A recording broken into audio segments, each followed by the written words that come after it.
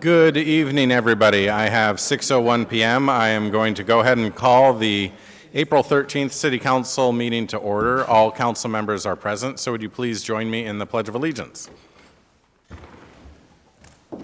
I pledge allegiance to the flag of the United States of America and to the republic for which it stands, one nation, under God, indivisible, with liberty and justice for all. Thank you. We have some announcements tonight and then some committee reports. As you might imagine from the agenda, tonight's meeting is all about the All-Department Quarter 1 Update Work Session. I do want to recognize Dean Williamson, who received the Mayor's Award of Merit a couple of weeks ago. We typically do that in this room, but as it happens, we did not. We did it in the Parks Department, but wanted to make sure that you were all aware. Dean Williamson has had many years of service to the city, including many years at Washington Park, and is very much appreciated. April 18th, Saturday, coming right up, from 9 to noon at our ops facility will be the Spring Residential Cleanup Day. You do need to bring some verification of your residence in the city of Anacortes, and appliances are accepted only for an additional fee. More information at anacorteswa.gov/1540. Last week, Councilmember Fantini and I attended the Action Club Awards for their annual Meals on Wheels fundraiser. The Action Club raised almost $45,000 this year for Meals on Wheels, and in their all-time fundraiser total, they have reached almost $260,000 raised for Meals on Wheels. So we really congratulate and appreciate the Action Club, who are doing such great work on behalf of our seniors.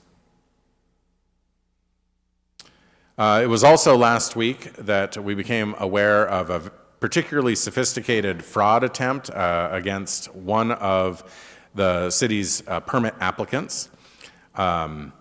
This fraud email looks very much like a real email. It came from the planning director, not from his actual address, but from an address that you might be persuaded is an official address. So we want people to be on the lookout for those kinds of things.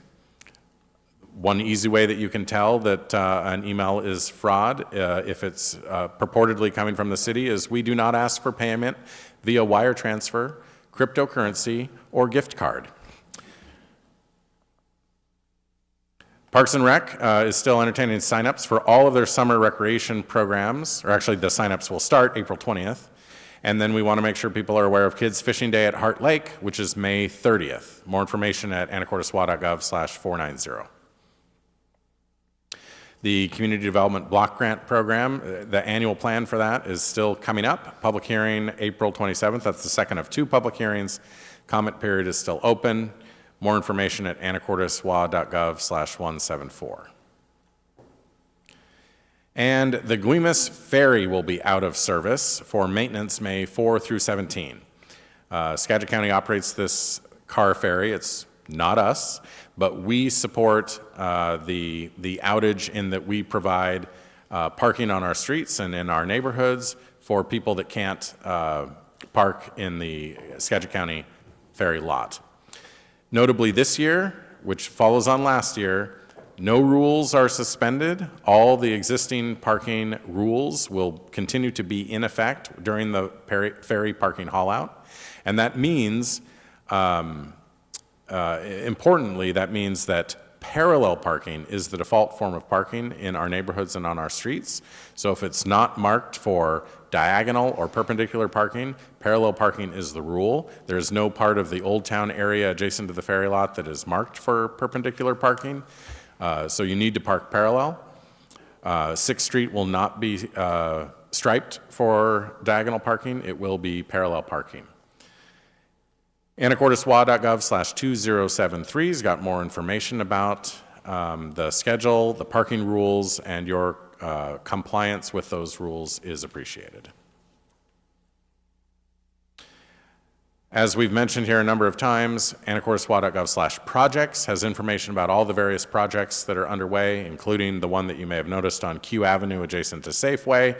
So if you want more information about that or any issues, for example, the Guimas Ferry haul-out, you can find those at that project's website. And now, Council, a couple of your committee reports are on the agenda tonight, starting with Port City Liaison Committee.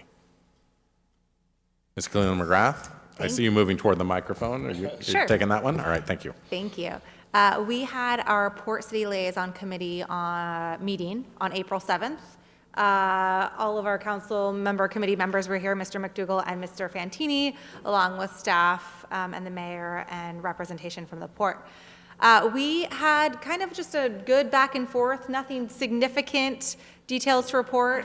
We did discuss somewhat of what's going on with the port, the port of Anacortes and the port of Skagit, and making sure that they are in good communication with one another, and then also how the city can also continue to be supportive and in communication with the port of Anacortes when it comes to recruiting business here, developing business here, and just general goings on. We talked a little bit about the county economic development strategy, which was completed, and I hadn't heard about it. I don't know if any of the other council members present was aware of that strategy that had been developed. So that was good information for us to be aware of, and is on the SCOG website if anyone else would like to read it. We talked a little bit about the Washington State ferries and kind of what's going on with that, the challenges of permitting statewide, and how we can be good partners to kind of support efficiency when it comes to permitting legislation and things like that.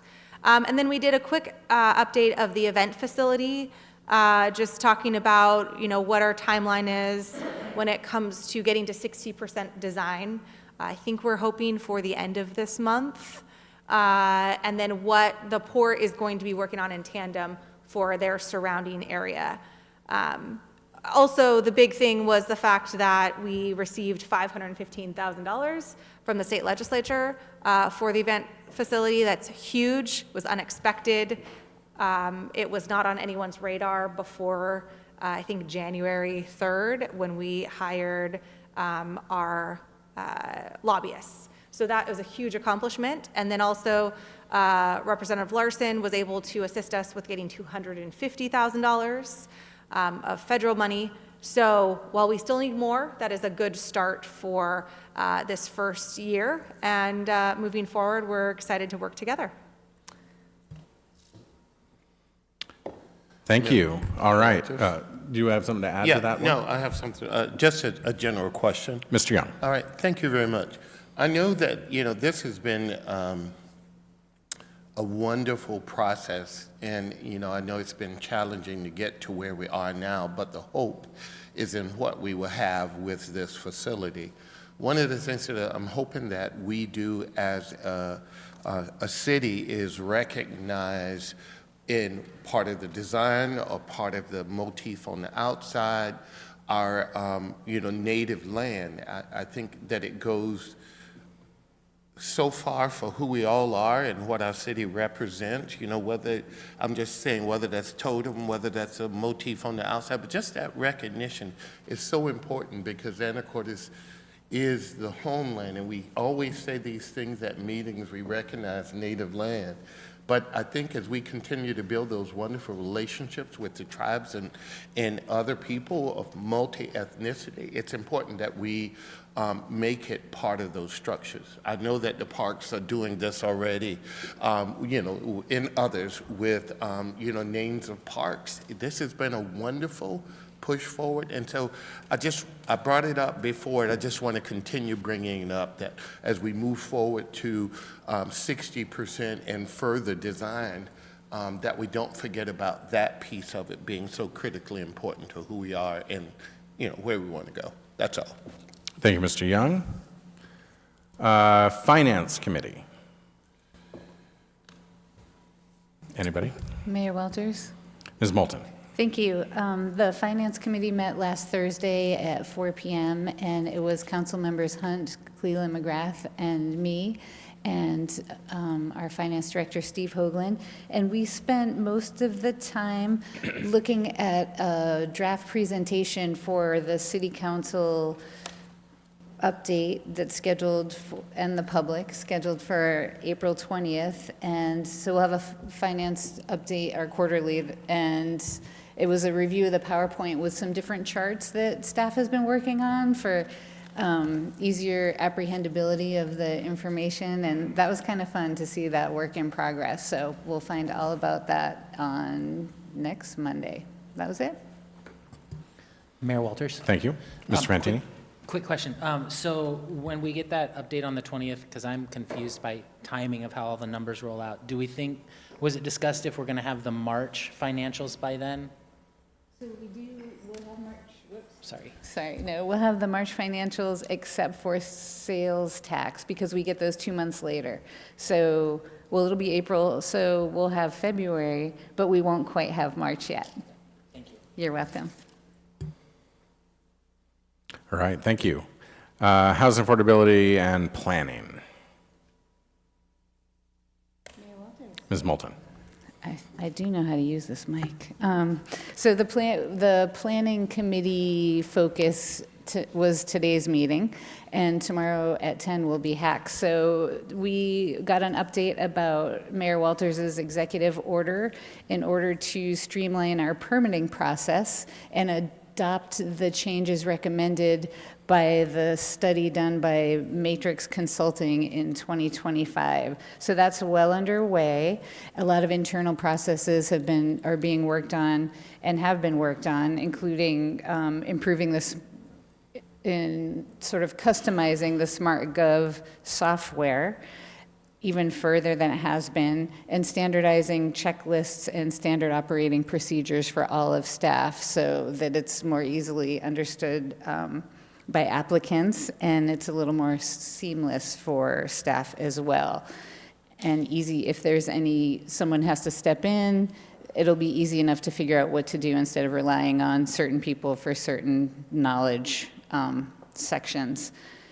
We talked about also a lot of that executive order is about timelines for different stages of permit review. For example, the first review of permits is going to take 2 weeks, and that's for things like single-family residences, duplexes, and small townhouses. Larger projects, of course, will take a little bit longer, but that's just one example of the permitting streamline timeline and the predictability of when reviews will happen based on when the applicant turns in all the necessary information. So Q2, the planning department will continue their full court press on permitting. Another thing that will happen is that some of the things that were sort of overseen by Public Works that are more administrative in nature are going to be the responsibility of the planning department, and that will also increase the streamlining of it. For example, stormwater site plans, actually those will be reviewed by a third party, but review and processing of street and alley vacations and filling and grading permits will move from Public Works to be overseen more by planning because it's more administrative work, and that will streamline things as well.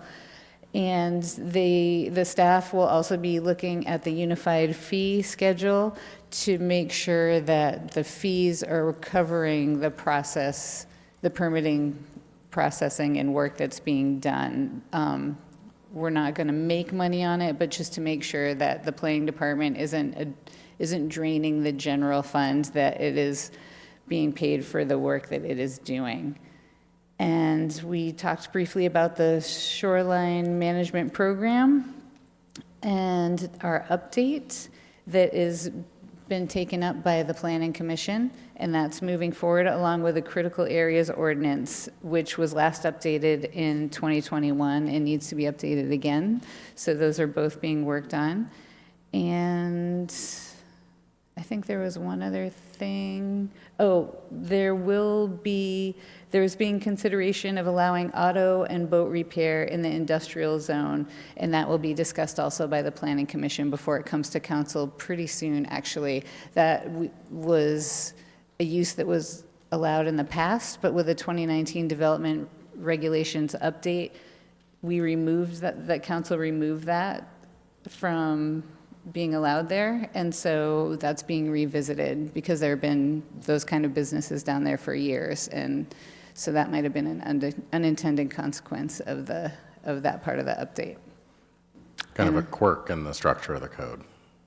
Yeah. Yes. And also it was council members Courier Young, myself, and Planning Director John Coleman who attended the meeting. Thank you very much. And if anyone is interested in the text of the executive order on permitting, you can find that at anacorteswa.gov/mayor. Council, any other announcements or committee reports? No? All right, moving on. Our next item is public comment. I did not receive a sign-up sheet, so I take it that means no one has signed up for public comment. Would anyone like to jump up at this time for public comment? No? Do we have anybody online for public comment? All right, well then I'll go ahead and close the public comment period. Yes, okay. All right, thank you. Next up is our consent agenda, 3 items on the consent agenda. Council. Mayor Walters? Mr. Young. In lieu of, unless there's in lieu of that, I move that we approve the consent agenda, items 5A, B, C. Second. There is a motion and a second to approve all items on the consent agenda. No discussion is allowed on the consent agenda, so we'll go to a vote. All those in favor of approving the consent agenda say aye. Aye. All those opposed say no. The ayes have it. The consent agenda is approved. All right. That brings us to our main and only item of business tonight, which is our work session and presentation from all departments about the progress we've made in Q1. We have a couple of introductory slides here that if Mr. Hoagland is good enough to advance to, I will give some introductory remarks. Over the first quarter, we have been doing work implementing the executive order that I executed on day 1, which has this framework of conservation, reformation, we don't usually call it that, and investment. Conserve, reform, invest, and you'll see those themes highlighted repeatedly in the presentation tonight. We're asking people to conserve money where they can, to reform our processes to be more efficient and make our dollars go further. And then also, we are very much willing to invest money where it means that we will get more payoff going forward. We've been working on improving internal and external communications, and a lot of that is on the infrastructure side, setting up our new intranet, setting up new processes for improving our communications, and we'll continue that work throughout the year. We've been preparing for the Q2 permitting sprint that was kicked off by the permitting executive order. We've filled or otherwise dealt with a couple of department head vacancies, and we are preparing for the 2027 budget season, which promises to be just as much fun as last year's budget season, and beginning with capital facilities planning, because that informs a whole lot of how we spend a lot of the money in a discretionary way. So we have new capital facilities planning software that you're going to be hearing about, and all of this has preoccupied a lot of our time. But each individual department has a lot of its own successes to recite, so we're going to go through those. We are here in a work session format, so council members need not call out to be recognized in order to ask questions. However, we have something like 12 presentations, 10 minutes each, so if we hold to that, we'll be at 2 hours.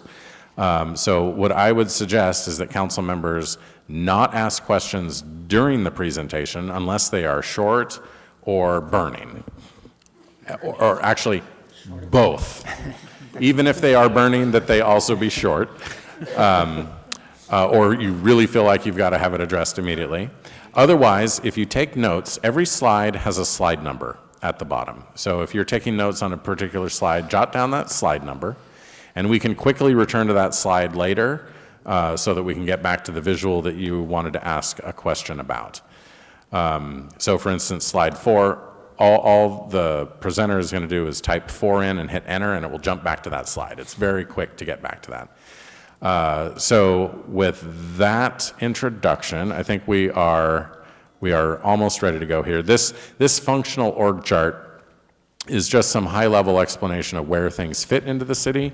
The blue boxes are either departments or divisions. The darker blue ones toward the top, IT and fiber, both report directly to me. They used to be part of administrative services, which we sort of condensed when that department had left at the beginning of the year.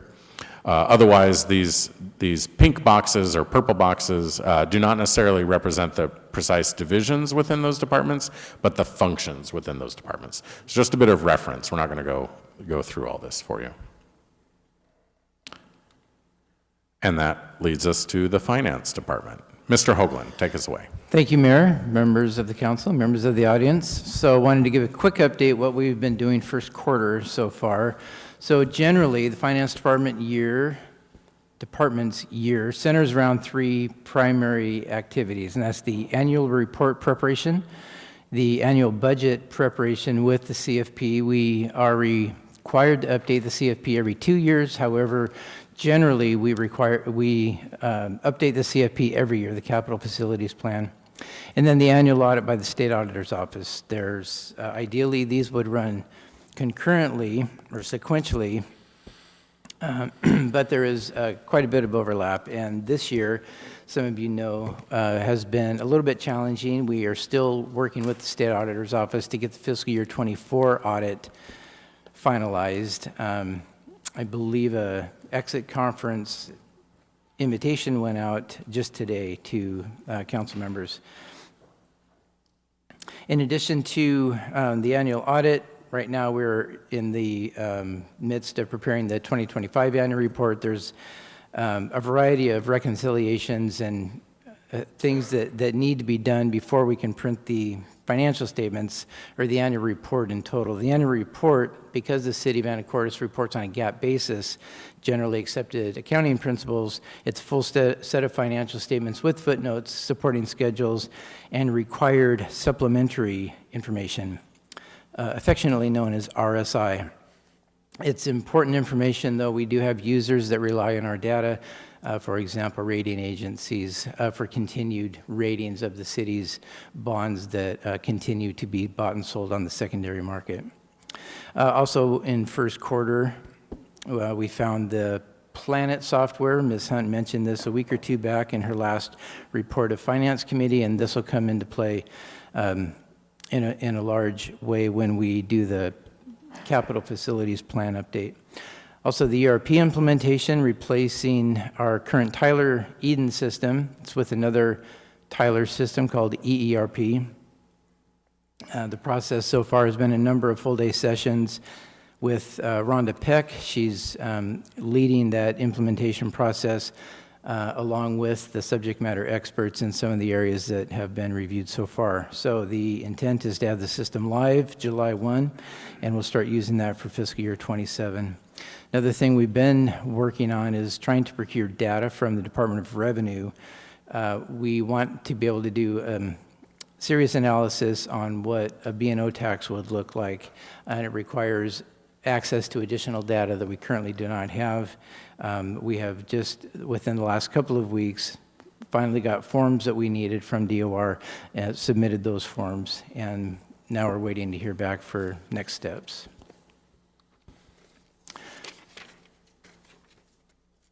So in attention to Mayor Walter's executive order, we've been looking at opportunities to conserve our own budget. So in addition to losing an accounting tech through the 26 budget process, we've eliminated subscriptions that we've typically held on to, for example, the Wall Street Journal, the Kiplinger Letter, things of that nature.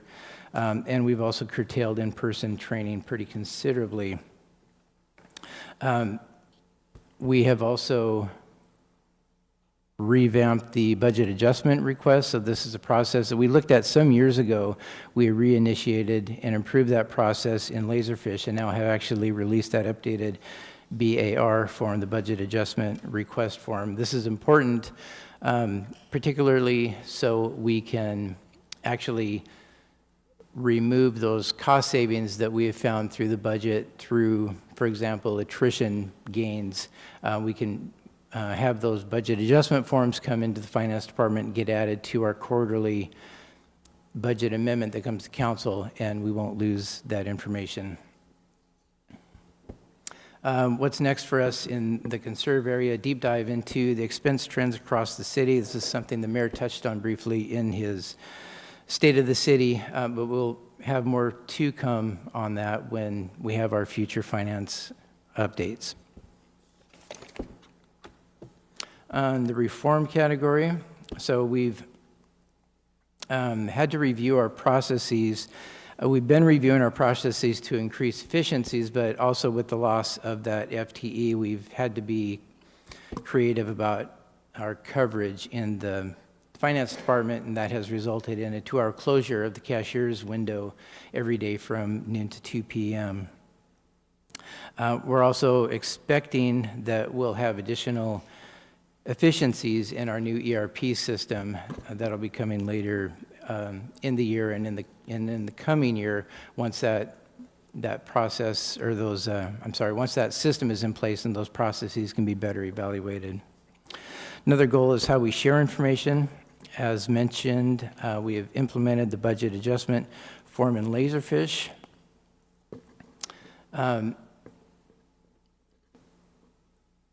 And we are also reviewing the quarterly updates that will be coming to council starting in a week from now. Additionally, in order to improve our communication and transparency, the fee schedule, unified fee schedule, will be codified as well.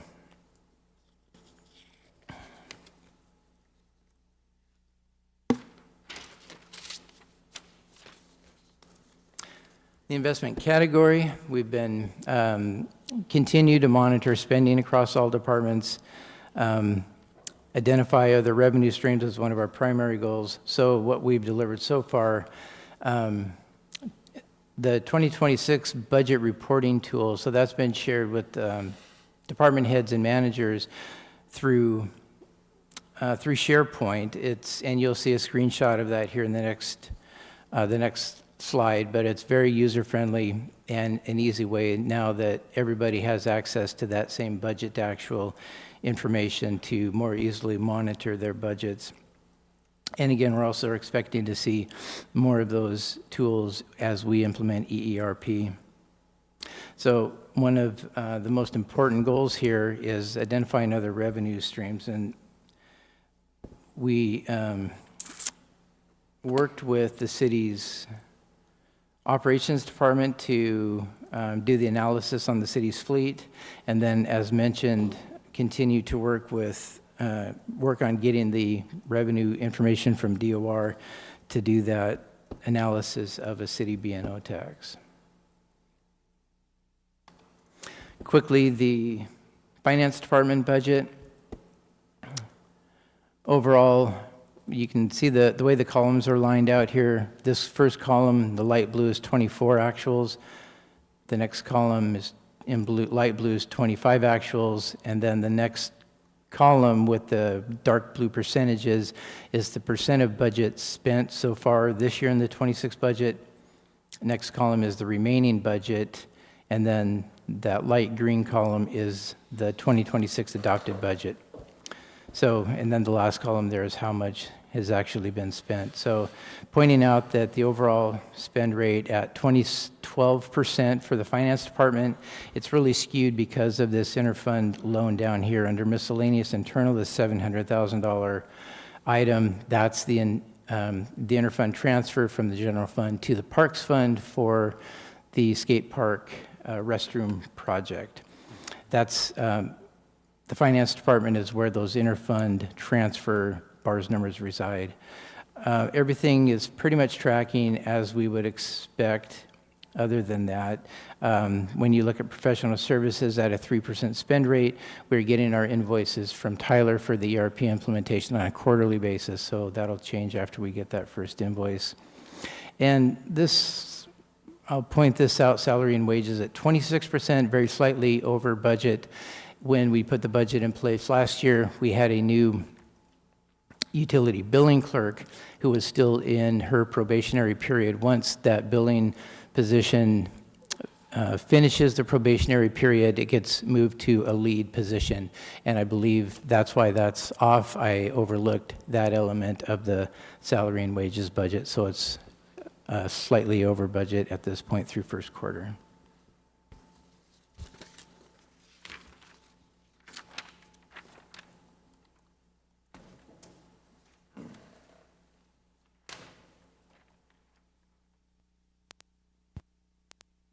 All right. Good evening, Mayor, Council, members of the audience. I'm here to present Quarter 1 updates for the Human Resources Department.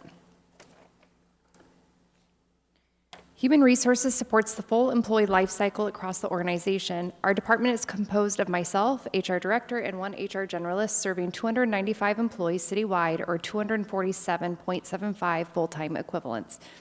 We provide support across key areas, including compensation, benefits, and employee relations, as well as recruitment, performance management, safety, and training. In addition, we oversee compliance, risk management, and specialized programs such as civil service and LEF administration for police and fire retirees. Ultimately, our role is to support both our workforce and the organization from hire through retirement. As for our Quarter 1 accomplishments, we successfully negotiated 2 major labor agreements, Teamsters and IAFF, both for 2026 to 2028. We also earned the Wells City designation, which will give us a 2% medical premium discount excuse me, in 2027.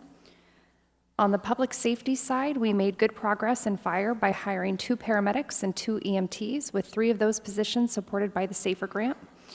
We also continued interviewing for police to maintain a current eligibility list. We also have an opening right now, so we will be pulling from that list.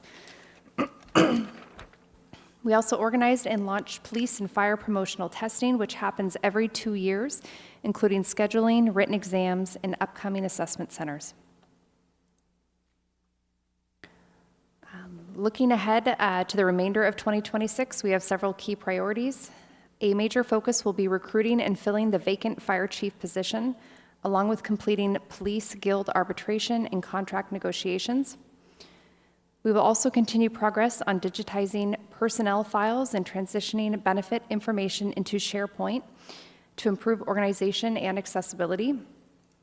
In addition, we'll implement our 2026 personnel policies, monitor retention and turnover trends, and roll out the AWC online benefits portal. Our open enrollment begins November 1st, and we're also preparing to add an HR staffing in 2027 once the retro program contract has ended. Looking at our near-term goals over the next 1 to 3 years, a big focus will be the ERP implementation, with the HR module rolling out starting in 2027. We'll also be updating personnel policies to reflect recent state and federal law changes and improving how we track medical leave like FMLA and PFMO. Another priority is redesigning our performance evaluations to be more competency-based and continuing to monitor frozen positions and budget savings. So overall, this is about improving systems and staying compliant and being more strategic with our workforce. Looking at our long-term goals, the focus is really on modernization and sustainability. We want to automate more HR processes. That's like onboarding, orientation, and benefits enrollment. This will be implemented through the ERP system and fully digitize and organize all of our personnel files. There's also a strong focus on retention, including tracking turnover and exit feedback with a goal of reducing voluntary turnover by about 2% from our current baseline, which is 6.83% for 2025. We'll continue expanding mental health and wellness initiatives and invest more in supervisor training, especially around documentation, performance management, and employee relations. And lastly, we'll be focused on building stronger workforce and succession planning while continuing to ensure we stay compliant with all the employment laws. Right now, for our budget, spending is coming in right where it needs to be. Most of our major expenses are going to be happening toward the end of the year. That is promotional testing, which is happening right now, so that will come through probably in a couple months. You'll see that hit our budget, as well as police arbitration, which hopefully will be scheduled at the end of this year, hopefully sooner. And then overall, everything is pacing as expected, and the budget remains on track.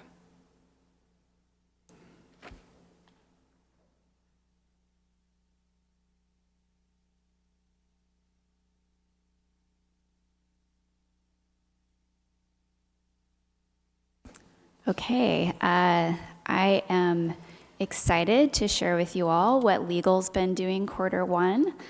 So to get started, just a general overview, which I won't go through, but the big buckets of work that the legal department covers, from contracts to claims to managing outside counsel to dealing with public records, prosecution. So we have a broad range of things that we cover. Recent accomplishments and things of note, I wanted to mention that there was a 16% increase in contracts and modifications in 2025. So we last year had over 500 contracts and modifications, and we've worked hard over the past few years to improve our language around data security and have been able to be more and more successful as time goes on in protecting that language in contracts to make sure that the public's information is secure. First quarter, we were successful in defending the city against a SEPA appeal of a determination of non-significance for Ordinance 4092. We also, just last week, settled a Growth Management Hearings Board appeal of a Shoreline Master Program. Working closely with parks, we successfully negotiated a PSE lease for the summit of Mount Erie that led to some additional income for the city. And we've worked with the port to coordinate a number of property transfers, including a vacation, to support their West Basin development, and that work still goes on.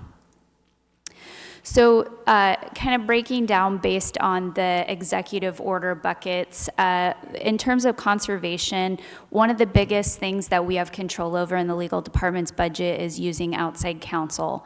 And so we have handled all of the Growth Management Hearings Board appeals that we've had in-house, so we've not spent any money on outside counsel from the general fund. In terms of outside counsel for utilities questions, because there are questions that come up. I've tried very hard to make sure that we limit those questions to the utilities that are funded by rates. In terms of, there's not a lot of flex in our budget, but we have tried to conserve where we can. Staff training is really important in the legal department as laws and things change, and we've really made a focus on finding low-cost or free training. And staff have been successful in doing that and have gone to a number of training opportunities that have been at no cost. We've made the decision to delay supply and training purchases where we can. Two examples are, I often go to the conference for the Washington State Association of Municipal Attorneys, and I've decided to push that off for this year. It's several days, it's out of the area, so we're gonna conserve those costs. And we've talked about sending Greg to a laserfish conference, Mr. Franciak, and we've decided that we're not gonna do that this year. So we'll hope for a rosier financial picture in the future to resume those types of training activities. We also have looked at DocuSign, which some of you may be familiar with, but many people may not be. It's a platform that we use to allow for electronic signature, and it's what we use for all of our contracts. We have to date used it for resolutions and ordinances that council approves, but strictly not necessary to do it for ordinances and resolutions, so we've decided to pull back on that to save a little bit of money there. In terms of reforming, there's been a lot of work that's been done in the laserfish forms realm, and big thank you to Mr. Franciak, who is our laserfish guru. But we've tried to streamline some of our processes. One of the big ones is contract approvals. So all of those 500 plus contracts have to go through a laserfish form process where they're reviewed and approved. And we've updated that process to allow for simultaneous review so that they don't get stuck in somebody's inbox, which will hopefully allow us to be more efficient with contract turnover. We also have removed some redundant contract approvals, and we've made some improvements to the grants laserfish process. In terms of public records, we've been working on building a public records request form in Laserfish rather than the form that currently exists in Civic Plus, which will allow us to better track the requests and our responses. In terms of investing, one I'm really excited about is related to bidding. So currently when we have a project where we have an invitation to bid, interested parties submit written sealed bids in an envelope, and we have an opening with a meeting and people are doing math and we're getting all kinds of forms. But there are platforms that allow for that process to happen online. And so we've been looking into that and have identified that it has the potential to really save the city some money in a couple of ways. First of all, we did a look at the invitations to bid that we did last year. There were 16 of them. And I think we spent a total of 144 staff hours. So, you know, significant money when you look at staff time in real dollars. But the bigger potential saving is bidding errors. So we had a project this last year where the low bidder filled out the wrong form, and so we were legally unable to accept their bid and had to award the contract to the next highest bidder, which was an increase of $36,957. So the nice thing about these online bidding platforms is that they won't allow somebody to submit a bid on an incorrect form or if they don't have all of the requirements. And that just happened to be a really timely and clear example of why this is helpful. But we often have errors in bids, or the math isn't done correctly, or we don't have all of the forms. And this will help contractors know what they need to do, and it will be more efficient with staff time. So we're looking forward to that. The cost of that platform is approximately $7,000, which we also have looked at how the invitations to bid were sort of divided between the general fund and the utilities, and the funding for that is going to be a third general fund, roughly a third water, and a third wastewater. So mostly funded by the utilities. The ongoing costs for that will be about $6,000 a year, but we think it's going to be really efficient. So. And then another area where we're investing is we're making some updates to Laserfish and the way that Laserfish does records management for us. So right now, all of our records management rules live in folders that are in the metaphorical digital basement, and there's an opportunity to upgrade so that the retention periods will be tracked by the document instead of digital basement folders. And this is going to allow us to be more proactive about disposing of records at the end of their retention period, making sure that we're updating the retention schedules as the Washington legislature updates things, and will allow us to be more efficient. So we're excited about those changes. So the remainder of 2026, we plan to fill the now vacant legal assistant position. We also have awarded an unpaid summer internship to an intern who's going to come and help us, who's excited to learn about the legal department and help us out. Again, we're going to complete the transition to transparent records management and Laserfish.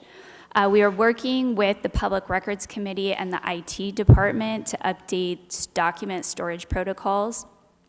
We plan on resolving to the extent that we can, the pending Growth Management Hearings Board cases without the need for outside counsel. And while there will be many code updates coming up, some of the big ones are an update to the code regarding grants processes and a complete update of Title 13, which is our utilities. In terms of budget, I failed to change commentary on budget pacing, so you get my oral commentary on budget pacing here, but we're right on track. You can see that the overall utilization is 23%.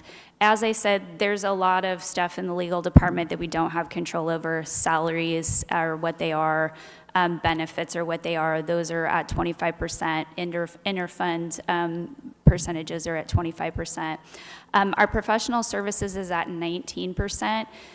Professional services is where we pay the city prosecutor out of, so that's a little bit low, but that's kind of where we would want that to be. And then you can see supplies. We've been very careful with our supplies budget and our travel and training budget. So that is it for me. Thank you.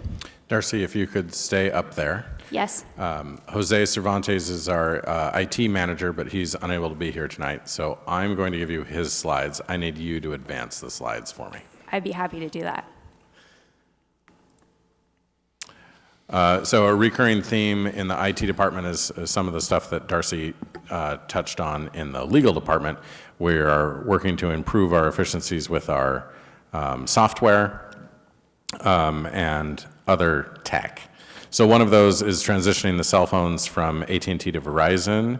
As a result of the transition, they give you those offers of free phones. We were able to take advantage of that too for several hundred of them. And we're saving a significant amount of money annually as a result of that transition. It was a lot of work for the IT department and a lot of work for other staff. However, we successfully we're close to 100% on that transition. All the phones have been swapped out, and I think some of the mobile data terminals still may be required to be done. IT has also been supporting the ERP transition in the finance department. And importantly, IT is working on some revisions to our Microsoft contract. You might have seen that was on the agenda, I think it was last week or the week before. We pulled it, but it'll be back next week, working out some additional details on that. That was on your agenda as a one-year agreement, but if we sign a 3-year agreement, we can lock in that pricing. So that's highly desirable. So we pulled it to change it from 1 year to 3. But you're also going to see some edits to prepare for the transition of our telephone system from Ring Central to Teams. IT is still evaluating that, so that's not a for sure thing yet, but with the new contract, we'll be able to fully evaluate that on 10 systems and then potentially roll it out to staff. If we do roll it out to all staff, we will be saving several $1,000s a month just by converting the phone system. And then we will also be looking at integrating our security software with Microsoft Defender instead of a separate security program. And if we do that, that will also help us save more money per month. IT is continuing to conduct weekly public IP scans. This is part of their vulnerability management sweep. And then they do monthly web application assessments in partnership with CISA, which you can all look up on your own if you want to know what that means. Multi-factor authentication, I know that one, is now fully deployed for 100% of city staff, so that is certainly good news and well needed. And a lot of what IT works on a regular basis is security focused, especially right now given current geopolitical traffic risks. But they also are conducting quarterly disaster recovery testing. And as part of those geopolitical risks, they have intensified monitoring for high-impact environments, specifically SCADA, the utilities. You might have read in the news some places other than here that have had difficulty with foreign agents hacking into utility systems. So we are trying to stay up as much as we can on that, giving that really high priority. And they are looking at a new VPN system that would enable them to provide access to outside vendors. So for instance, our SCADA consultant, while not providing them more access than they need. IT also expanded our server capacity substantially because we are consuming it with records, and that's something related to what Darcy talked about. Our records committee will be meeting to try to work on some protocols so that we can generate fewer records, fewer copies of records, and consume less data. And very notably, the IT department was able to extend the hardware replacement cycle on our PCs from 4 to 5 years, which means we didn't buy a whole year's worth of PCs. And then also really notably, they were able to extend the server warranty contracts. They were able to get a third-party warranty contract on some servers, which meant we didn't have to buy those servers. So that was tens of thousands, maybe $100,000 of savings. We will have to replace them eventually, but we didn't have to replace them this year. And I think that's the only slide except for budget. And they're tracking, they're less than 25% in all categories.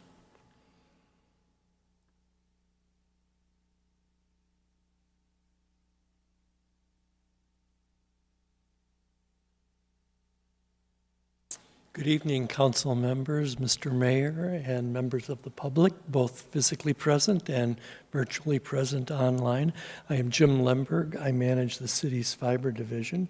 We'll walk through quickly.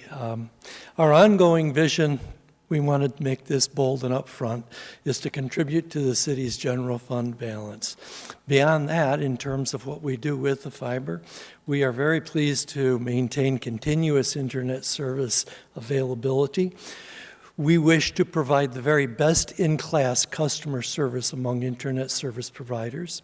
We want to maintain a healthy pace of new customer installations and then provide rewarding and fulfilling careers to the staff. I feel this is very important. What we've done so far this year is indeed we have maintained 100% availability. Although there have been issues within homes due to any number of things, the mouse chewed through my cable and similar sorts of things. As a whole, we have never lost connectivity to the rest of the world from our network core. We are doing very well in terms of new customer installations. We are 26 ahead of where the revenue forecast said we would be at the end of March. So we've installed between January, February, and March 158 new customers, which again is 26 ahead of what the revenue forecast assumed. Our overall take rate is approximately slightly over 50% there. Due to the very competent assistance of the city's Public Works Department, we have been able to complete the backbone construction in the area funded partially by the EDA grant. That backbone construction consists of digging a trench, placing conduit in it, backfilling it, burying a few volts here and there. We still have to pull fiber through that conduit. We still have to do some fiber splicing. But the basic construction has been completed, so that's a big woohoo. We have also entered into a contract for on-call work for a company that specializes in aerial cable construction. Every once in a while, believe it or not, somebody knocks over a utility pole. It doesn't happen very often, or a dump truck forgets to lower their dump bed and drives through the city with a dump truck bed up and snags a cable here or there. And so we do have a need from time to time for ad hoc aerial work. So we successfully entered that contract. And then with a big woohoo to the mayor, he's been very helpful in revising some of our fiber web pages. And that should not go unnoticed. It's a very big deal. The remainder of 2026, very pleased that we are partnering with the city's Senior Activities Center and the city library.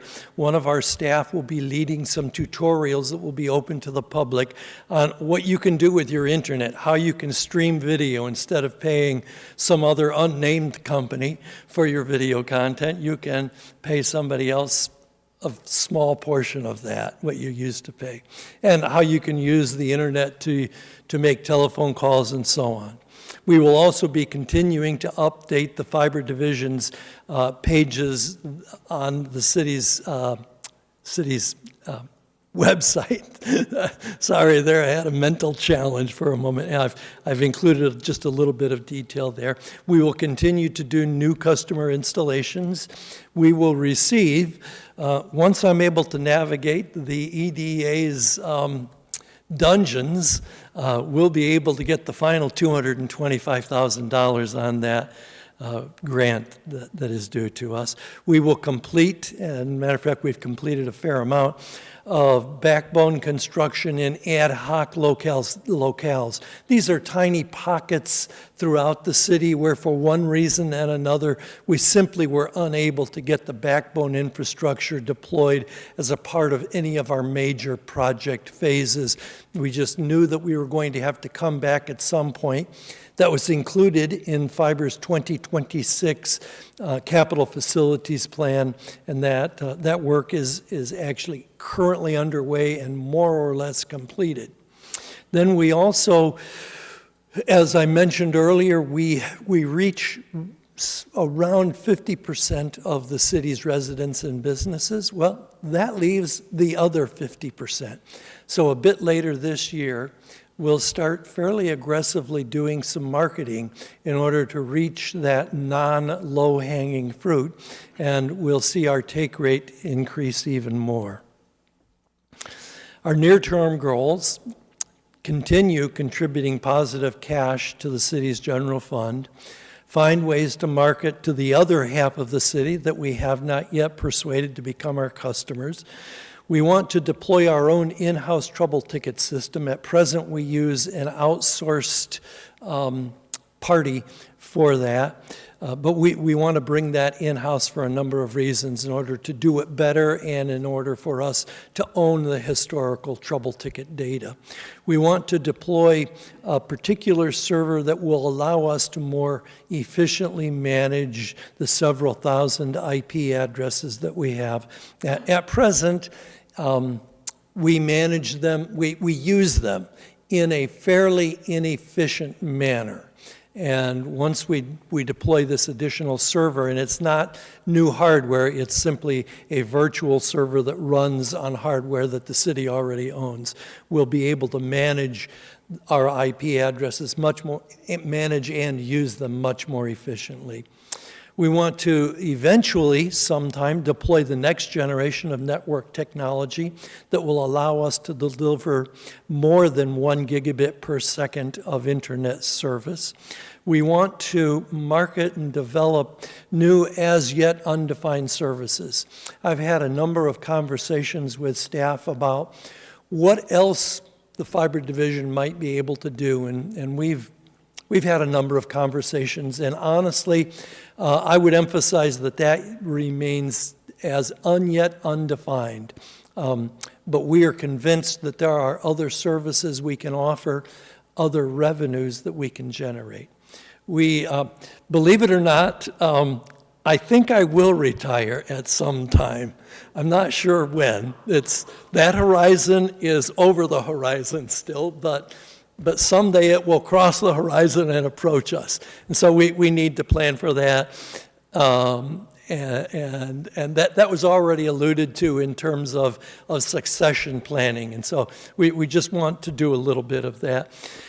During the next several years, we will find ourselves transitioning from an operating mode of building the network and operating it to more operating the network and maintaining it. And so we'll see a bit of a transition as that happens. Longer term goals.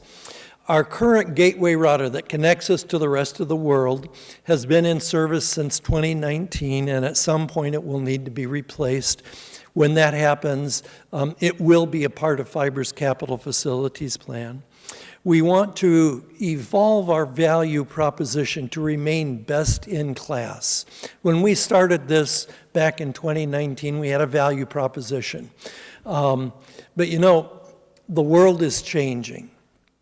And companies, enterprises, endeavors that do not change with the world eventually get left behind. And we don't want to do that. You don't want me to do that. So at some point, we'll evolve our value proposition in order to keep pace with the rest of the world. And as I've noted before, we'll be developing new services as the market indeed changes. With regard to the mayor's executive order, we have postponed a $53,000 expense that was in Fiber's 2026 capital facilities plan. We found a way around that. Actually, it's been the IT staff that's done that. Fiber can't take credit for that. It was the IT staff that did that. But the Fiber's CFP is benefiting from that for 2026. We are also, we had in our 2026 CFP $45,000 for outside plant engineering provided by another party, knowing it specifically.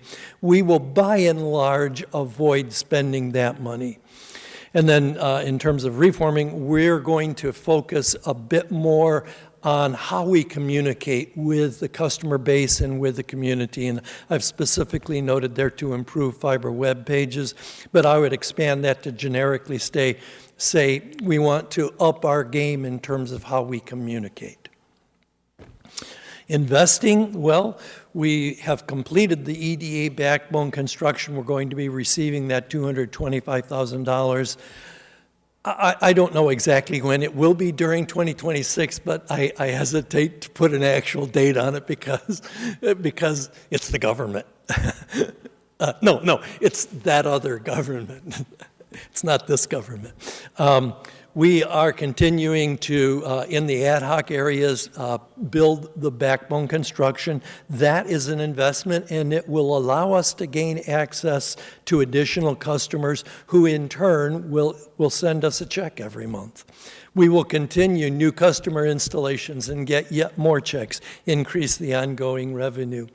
We'll be standing up 2 dark fiber services, one for Cortland and one for Samish Indian Nation.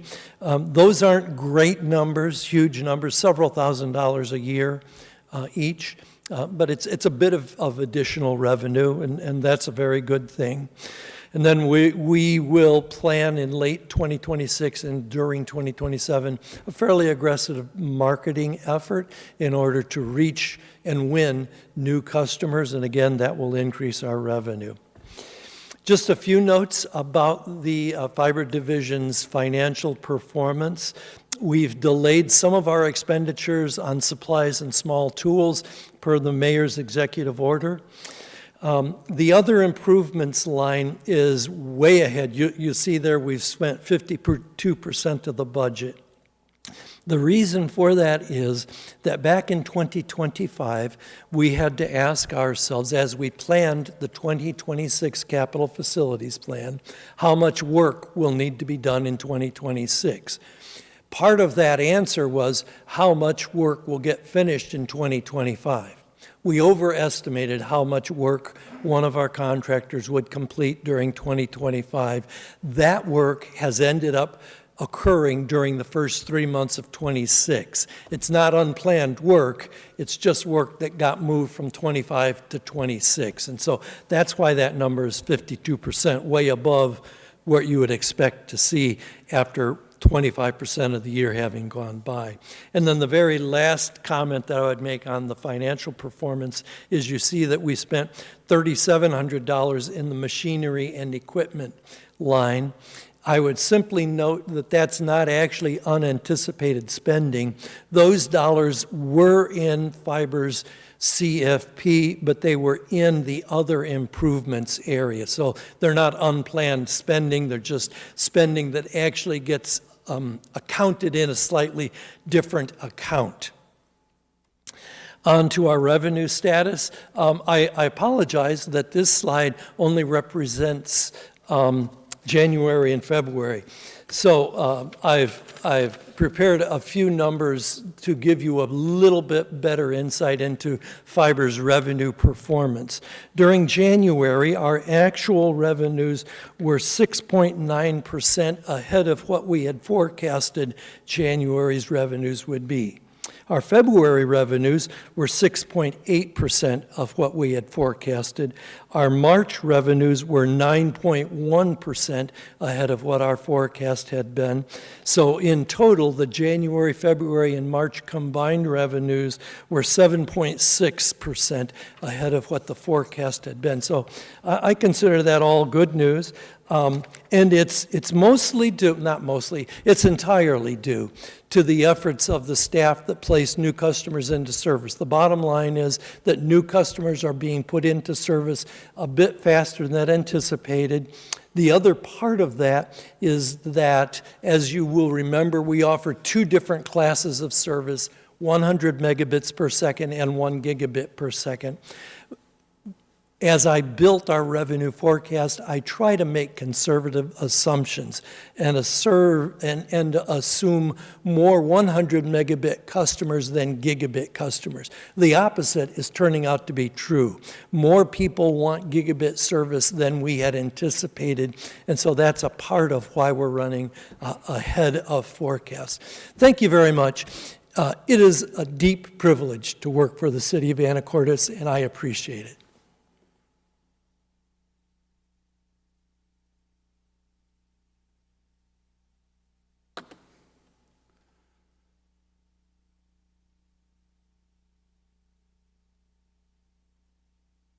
Good evening, Mayor Walters, City Council, members of the public.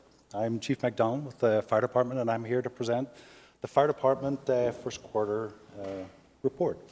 You might need to get a little bit closer to the mic, and feel free to adjust it. Okay. Perfect.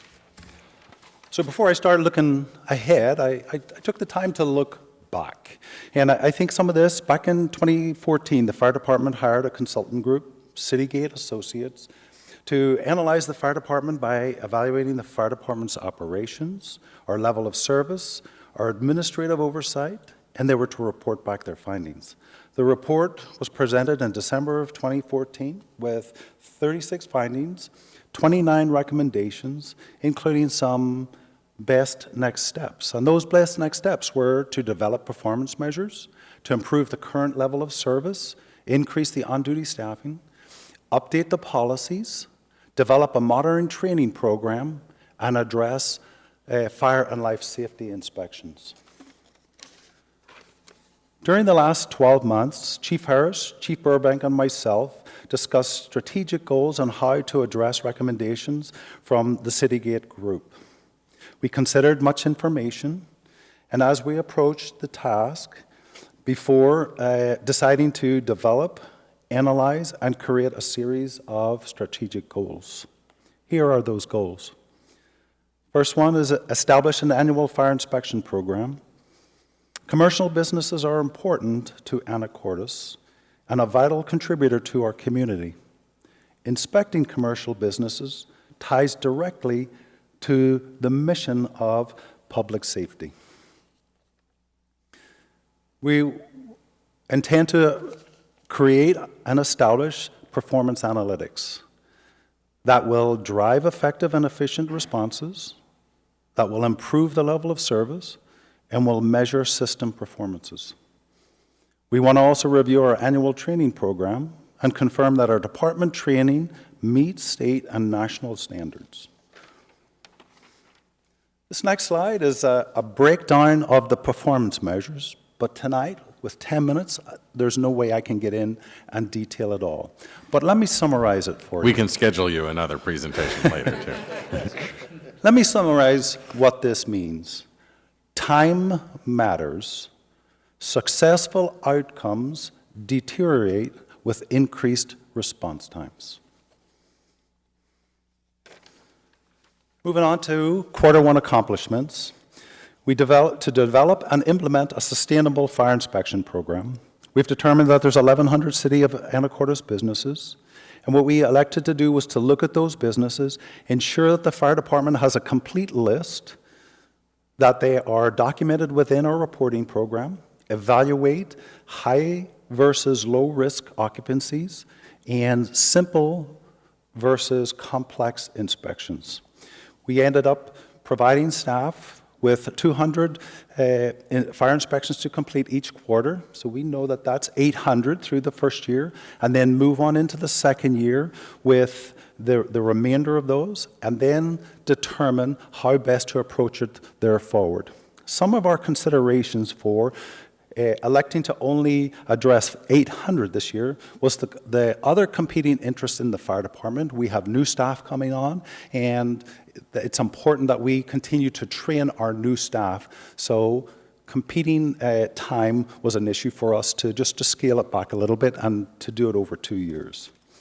We successfully implemented the fire reporting program, NEARS. NEARS is the new fire reporting program that is a national program. We created the performance measures for INFRS. INFRS is the old plan, and so we have to look back and see what we did in previous years and to evaluate how we improve into the future. Additional accomplishments, we developed and implemented the battalion chief position. This provides daily operational supervision and immediate fire ground command, increasing availability for imminent rescue. We've completed the hiring process for the open firefighter positions funded by the SAFER grant. We have received and made ready 2 new paramedic units and received them in January, and within 30 days had them on the road for the medics, which is a great accomplishment for both the fire department and the shop making that happen. We also completed the GEMT submission process. I had worked on this with Melinda in finance, who was instrumental in completing this process. Next steps for 2026. We're going to look at our training program. We're going to examine it. We're going to determine, hey, what is required? What is considered an industry standard? What is unique to Anacortes just because of our isolation away from the central Skagit area? And what needs or must be addressed, for example, as a result of the QA process? We want to develop a detailed, searchable document to track the expenses of our training. We are providing an in-house lateral fire academy, which, by the way, started today. 3 new lateral firefighters joined our department today. We have to complete an annual report, and we're going to complete the promotional process, which Kendall has already mentioned.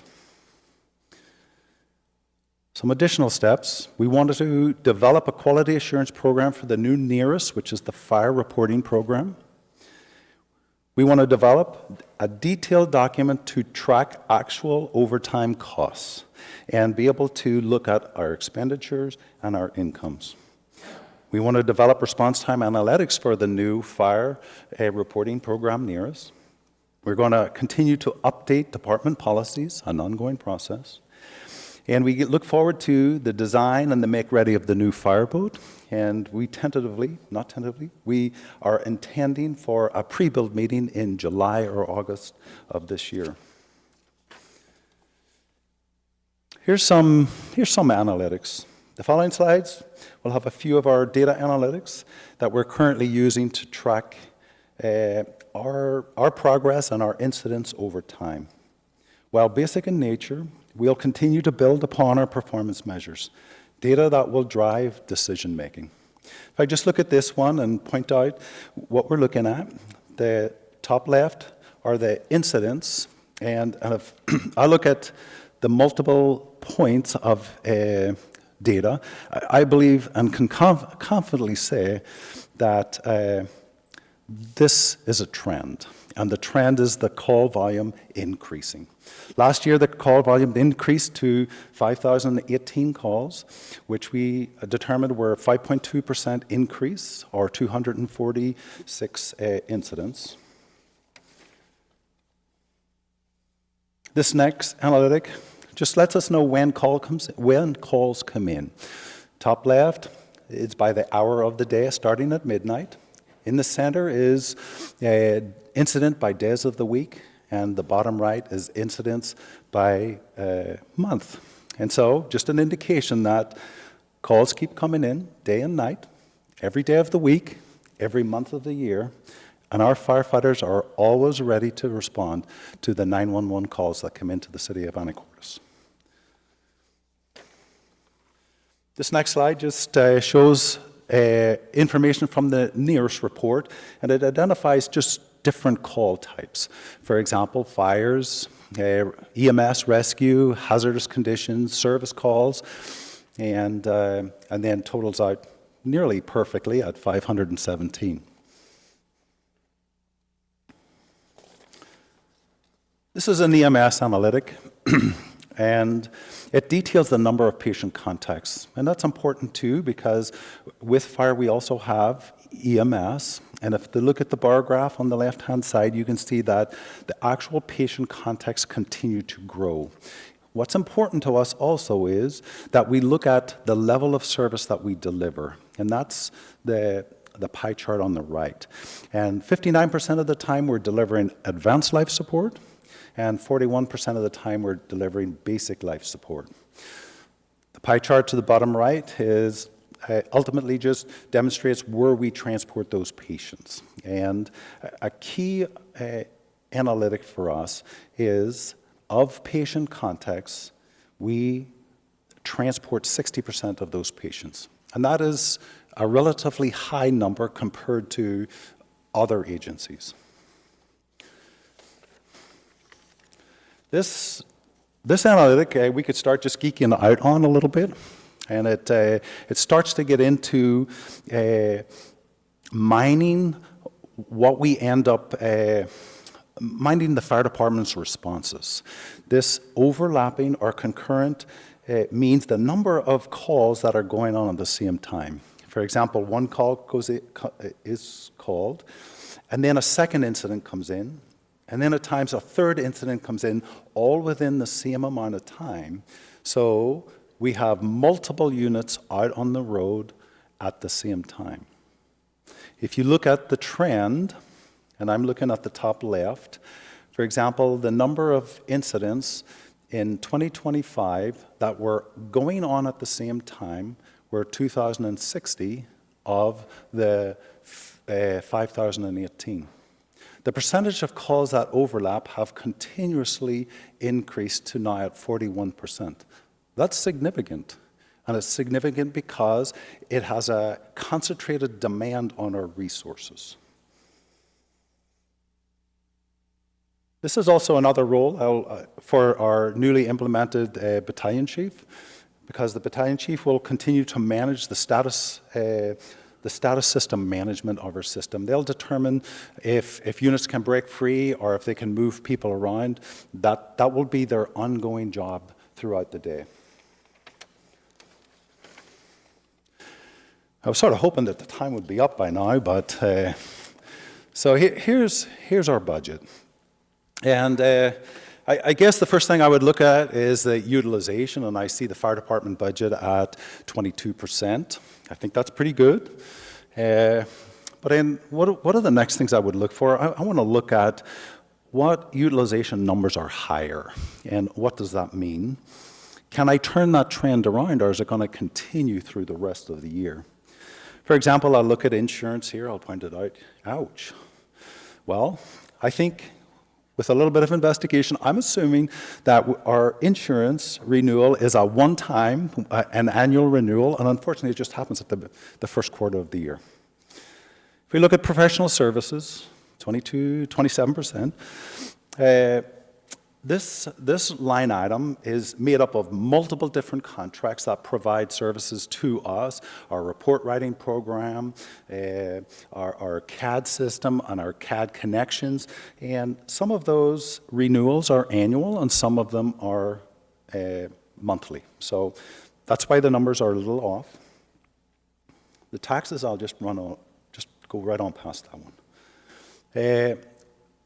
Here, overtime. Overtime, this is an interesting line to get into, and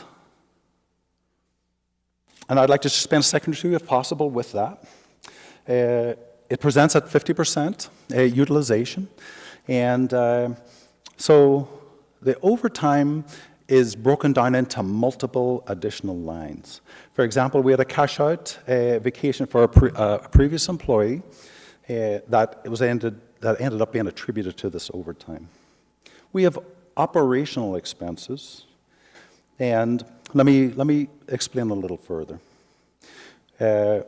When we started January 1, 2026, we were one firefighter down.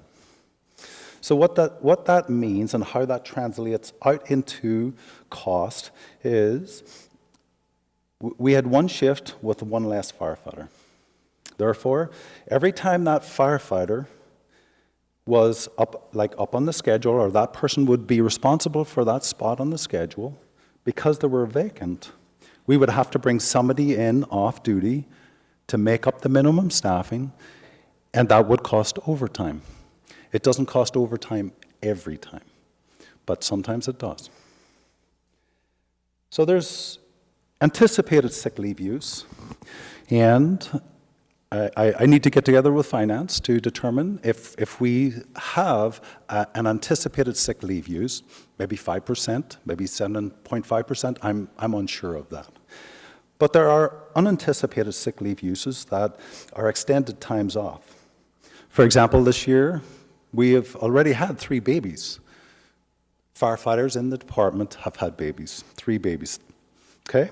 Now, they're future little taxpayers, so it's not, there is a sliver of hope in all of this. But those 3 fathers, there are 3 firefighters that are on shifts. Now they're vacant, and so when their shifts would come up, if we don't have enough people to cover those space, then we have to bring somebody in on overtime to cover that spot, to maintain our minimum staffing. We also had 2 medical extended time off, and with those firefighters missing, the same story. Occasionally, we had to cover them with overtime. Training is another expense of overtime.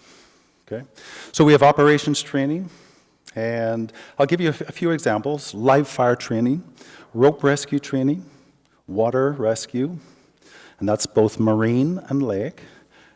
Trail rescue training. They're all multi-company trainings. So we need all of the companies together to actually provide this training and for them to interact together, because that's how they would actually run a call. They all are working together. To try to accomplish that on shift doesn't work, because the companies continually get called out. And when they get called out, that's disruptive, and we can't complete the training. So we perform that training off duty. Now, for example, let me just use rope rescue. Rope rescue, they have assignments that they have to complete prior to that day, remembering how to tie knots, how to put together systems. And they complete all of that before the actual rope rescue drill. A couple of weeks ago, I ended up at Mount Erie just to check out what these guys were doing, and I had gone and I'd looked over that south face, because that's a lot of times where we end up going to rescue people, and I couldn't see them, and I walked around a little bit and couldn't find them, and so then I walked back and I happened to see the team lead, and I said, where are you guys? And he says, well, we're over here. And so I thought, well, you guys always tell me that you practice where you play. So why would you be over here? And he says, well, I can accomplish everything we want to do like we would do it over here on this south face. But this face is only 20 to 25 feet. That means I have more repetitions. That means we get more bang for our buck. And I think that is great that our staff do that. EMS OTEP. Sometimes the EMS OTEP that's the ongoing training for paramedics and EMTs. It'll be mixed. Sometimes it's on duty, sometimes it's off. When it's off duty, it's an overtime cost.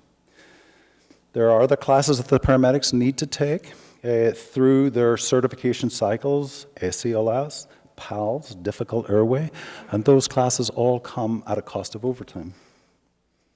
So we move on to education. The OTEP program, our medics and our EMTs provide ongoing training for the other fire departments surrounding us, the fire departments that we respond to as medics. And I think that's appropriate because our medics get to see, our medics and our EMT get to interact with the staff and they get to see where the weaknesses are. And so they are naturally the best educators. Now, that comes at an overtime cost and is accounted for in this line item. However, through a separate educational contract with EMS, we receive reimbursement for that overtime, and that we should see in an income document. The second training we have is FOTS, and this is first on the scene. It's high school training, and some of our staff are coaches up at the high school, and they were questioned, hey, how come the firefighters don't do the CPR training for our students?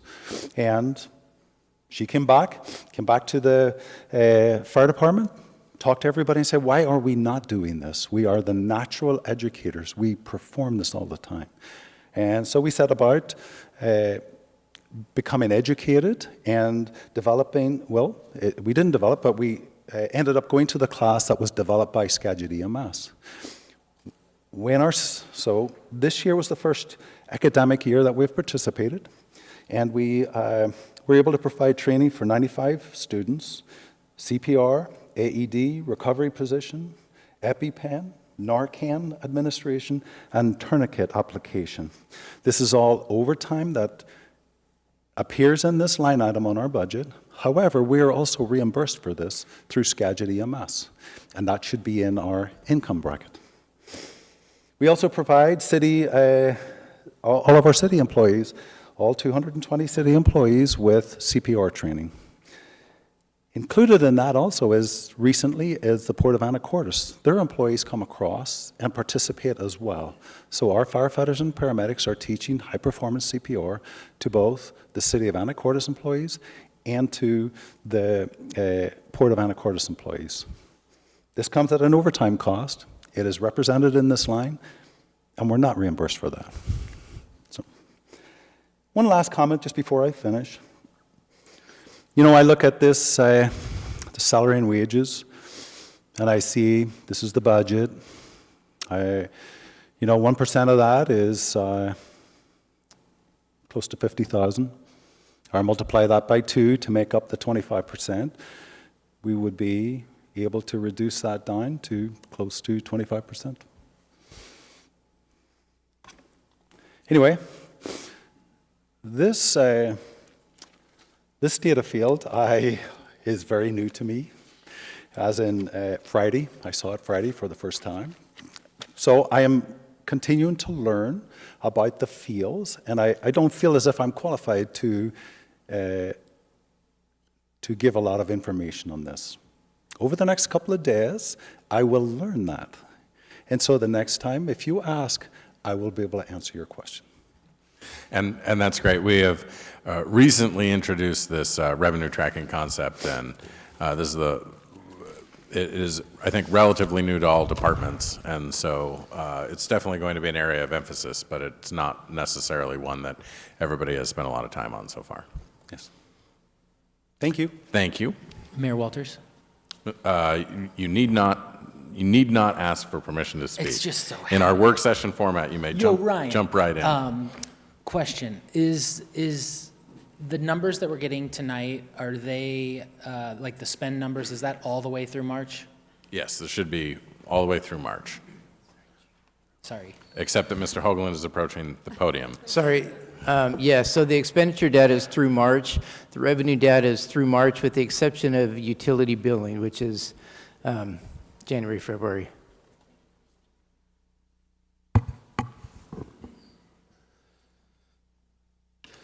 Good evening, Mayor, members of council, members of the audience. Our presentation is so exciting that the Parks Department did fireworks for us.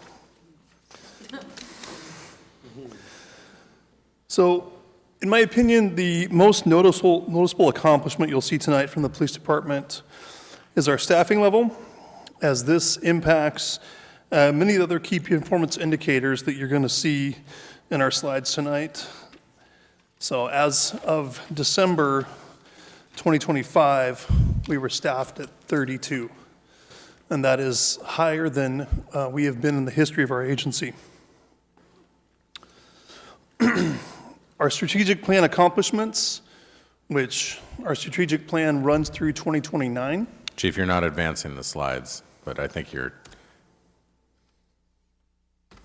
yeah, there you go.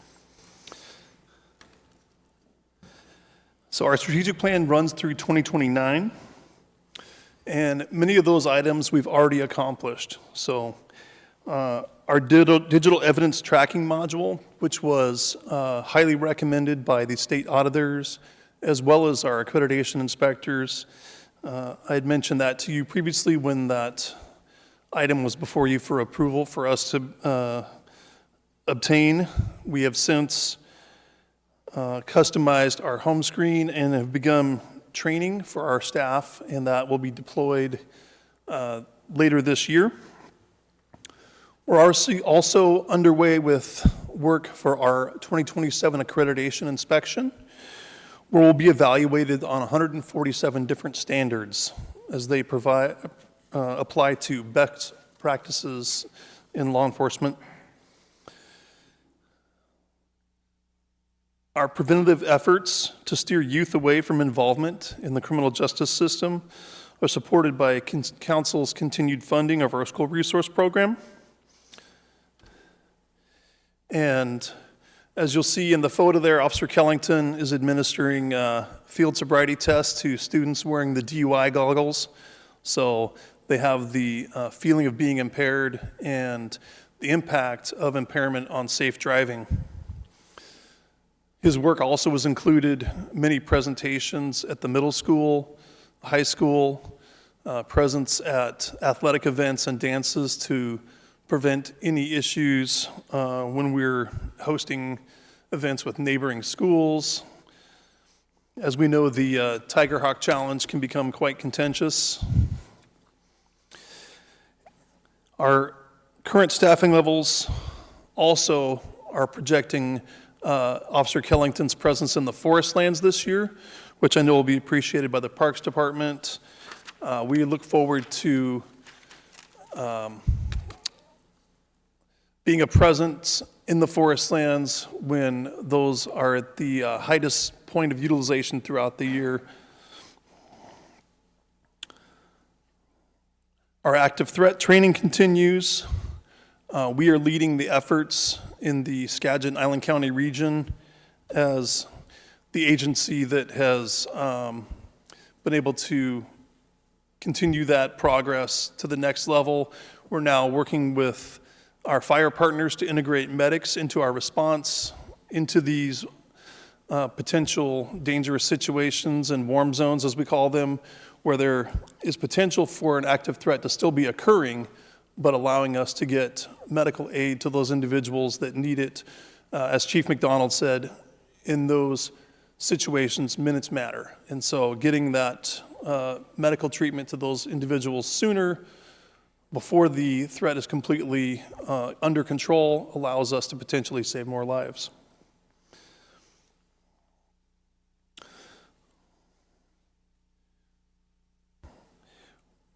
We have newly minted bike patrol training instructor, which allows us to train new officers in bike patrol and an increased presence in the more densely populated areas of town, increased presence with our downtown business owners, and we project those folks will be ready to go by this summer when our tourism season at its peak. And of course, we replaced our beloved T-Bone with a new, very capable police dog that is already out detecting drugs, and as of last week, tracked down our first wanted individual here in town that fled from our officers during an attempted arrest. And had it not been for our new canine, we would not have located that individual and gotten him off the streets.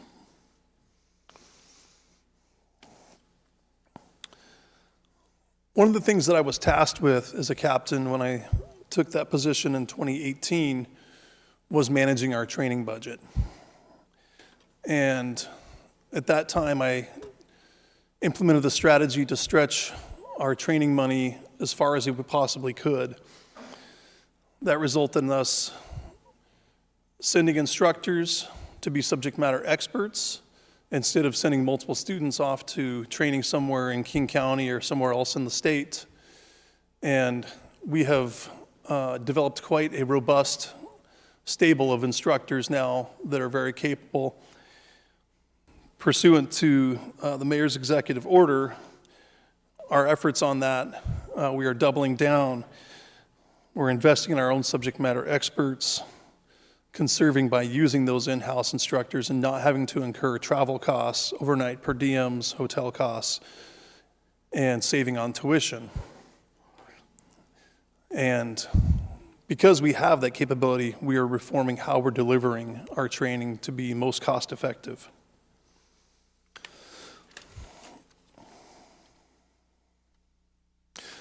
I mentioned earlier that our staffing levels impacted other key performance indicators, and you'll see a graph that shows our self-generated calls for service through Q1 each of the last 5 years.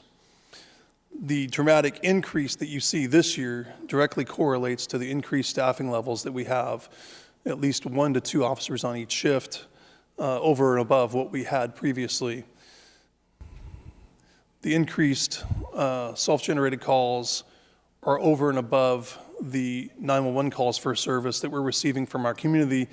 These are incidents that the officer observed on their own and took the initiative to intervene in that situation to stop the crime from happening, to prevent the crime from happening, or to increase the level of public safety we're able to offer. This is our self-generated traffic enforcement calls.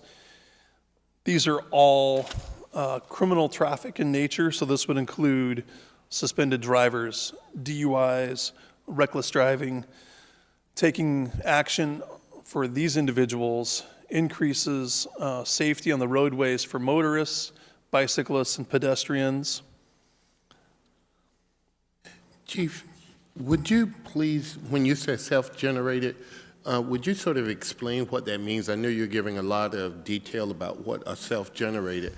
I'm not really clear on what it means self-generated. Is it that the officer sees something and goes after it? Exactly. Okay. Thank you. These are calls for service that are assigned case numbers.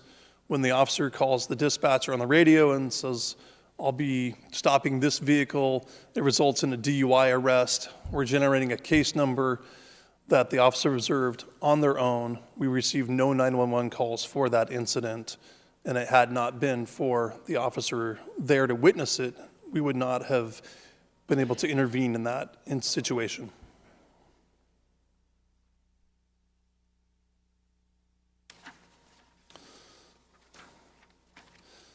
So, moving to our budget tables, even with line item reductions in multiple categories across our budget, our department's on pace to be at or below our budget at year end.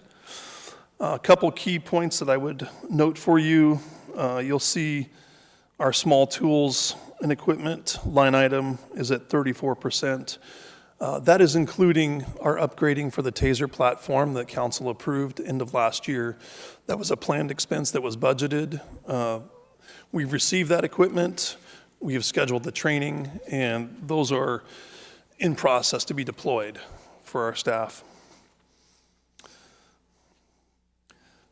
All the other categories across the board, except for our ER&R and insurance, are under budget.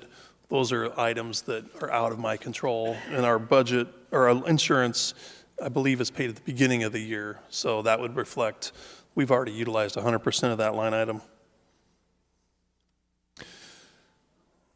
Moving to our revenue coming in, I would point out to you that our actual traffic infraction penalties coming in versus the projected We're already at 47% of what was projected to bring in. And that is in direct correlation, again, to our staffing levels, having the additional officers on each shift. The first quarter of 2025, we recorded 690 infractions for the year of 2025. The first quarter alone of 2026, we were at 268. So we're currently on pace to be an increase of 42% over last year for the traffic infractions. Excuse me, Chief. For the line for law enforcement services, is that when we actually bill for services like for Oyster Run, things like that? Or do you know what that line item? That would also include if the refinery contracts with us to provide traffic control for one of their shutdowns, or we're providing an officer to the high school football game in addition to Officer Kellington. Those are usually a 2-officer detail. So those are billed to the entity that's asking us for the presence, and that's the money we're bringing in. But certainly not something that you'd expect to go linear evenly across the year. So thank you.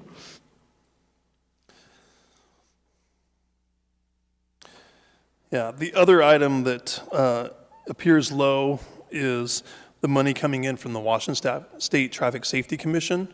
And the majority of those events are later in the year, and that's our traffic safety emphasis, where the State Traffic Safety Commission is reimbursing us for any overtime costs that we put out. Many of those events, like I said, are later in the year. It's Memorial Day, Labor Day, impaired driving emphasis, Halloween. There's impaired driving emphasis across the holidays. The Oyster Run is one of the weekends that they target. So all of those reimbursements that we receive from the state would be into that category. And the vast majority of them are in the second half of the year. That traffic infraction revenue is not an insignificant amount as budgeted, but hell, if you can double it and double public safety at the same time, in my mind, that's a win-win. Agreed.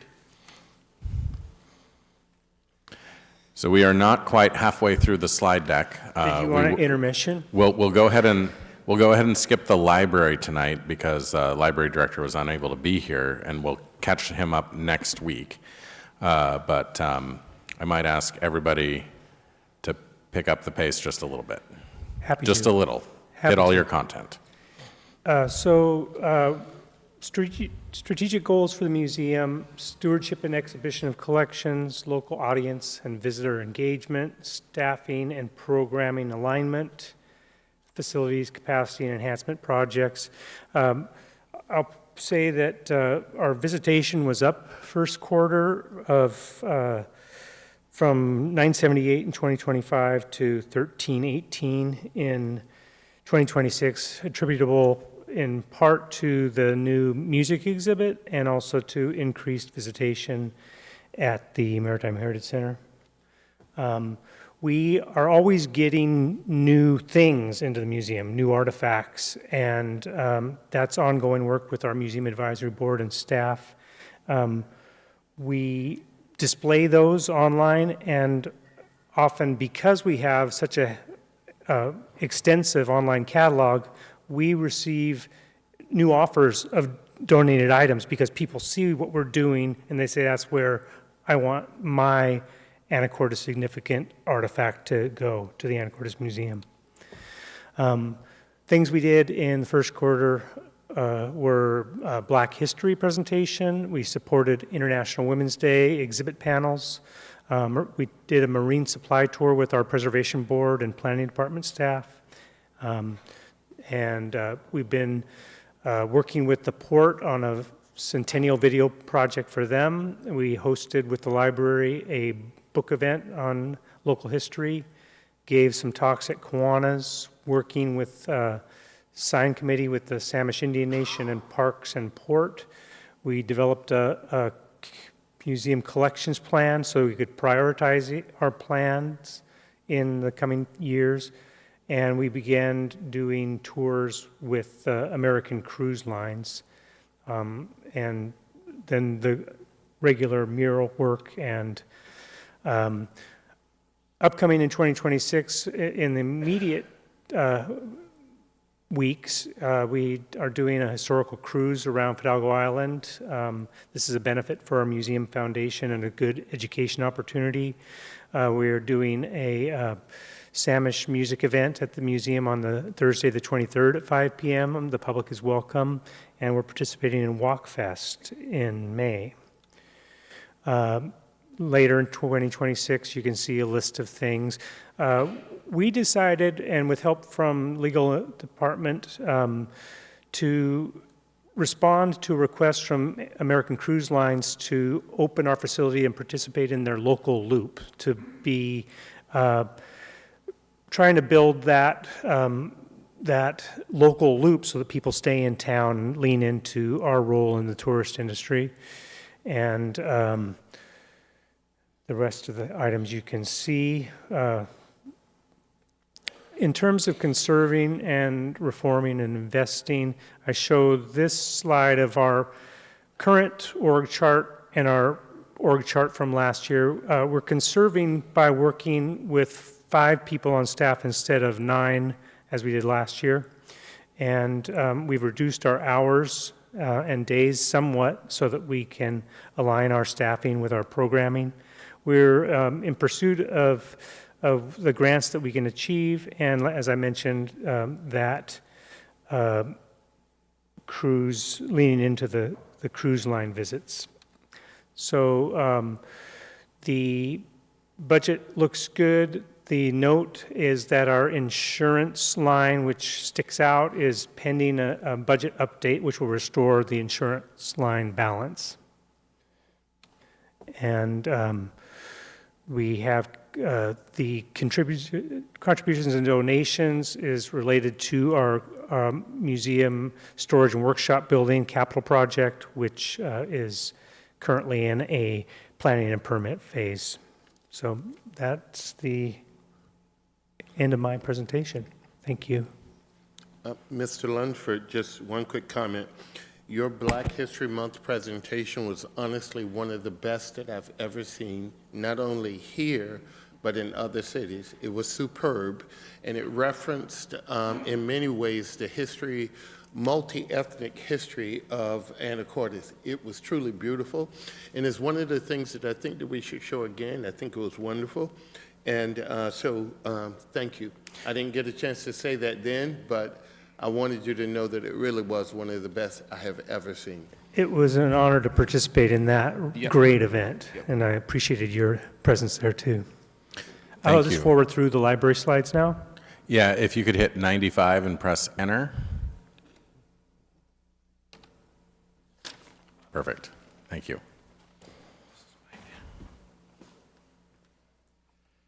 Evening, Council, members of the public, Mayor Walters. Here we go. This is what we do.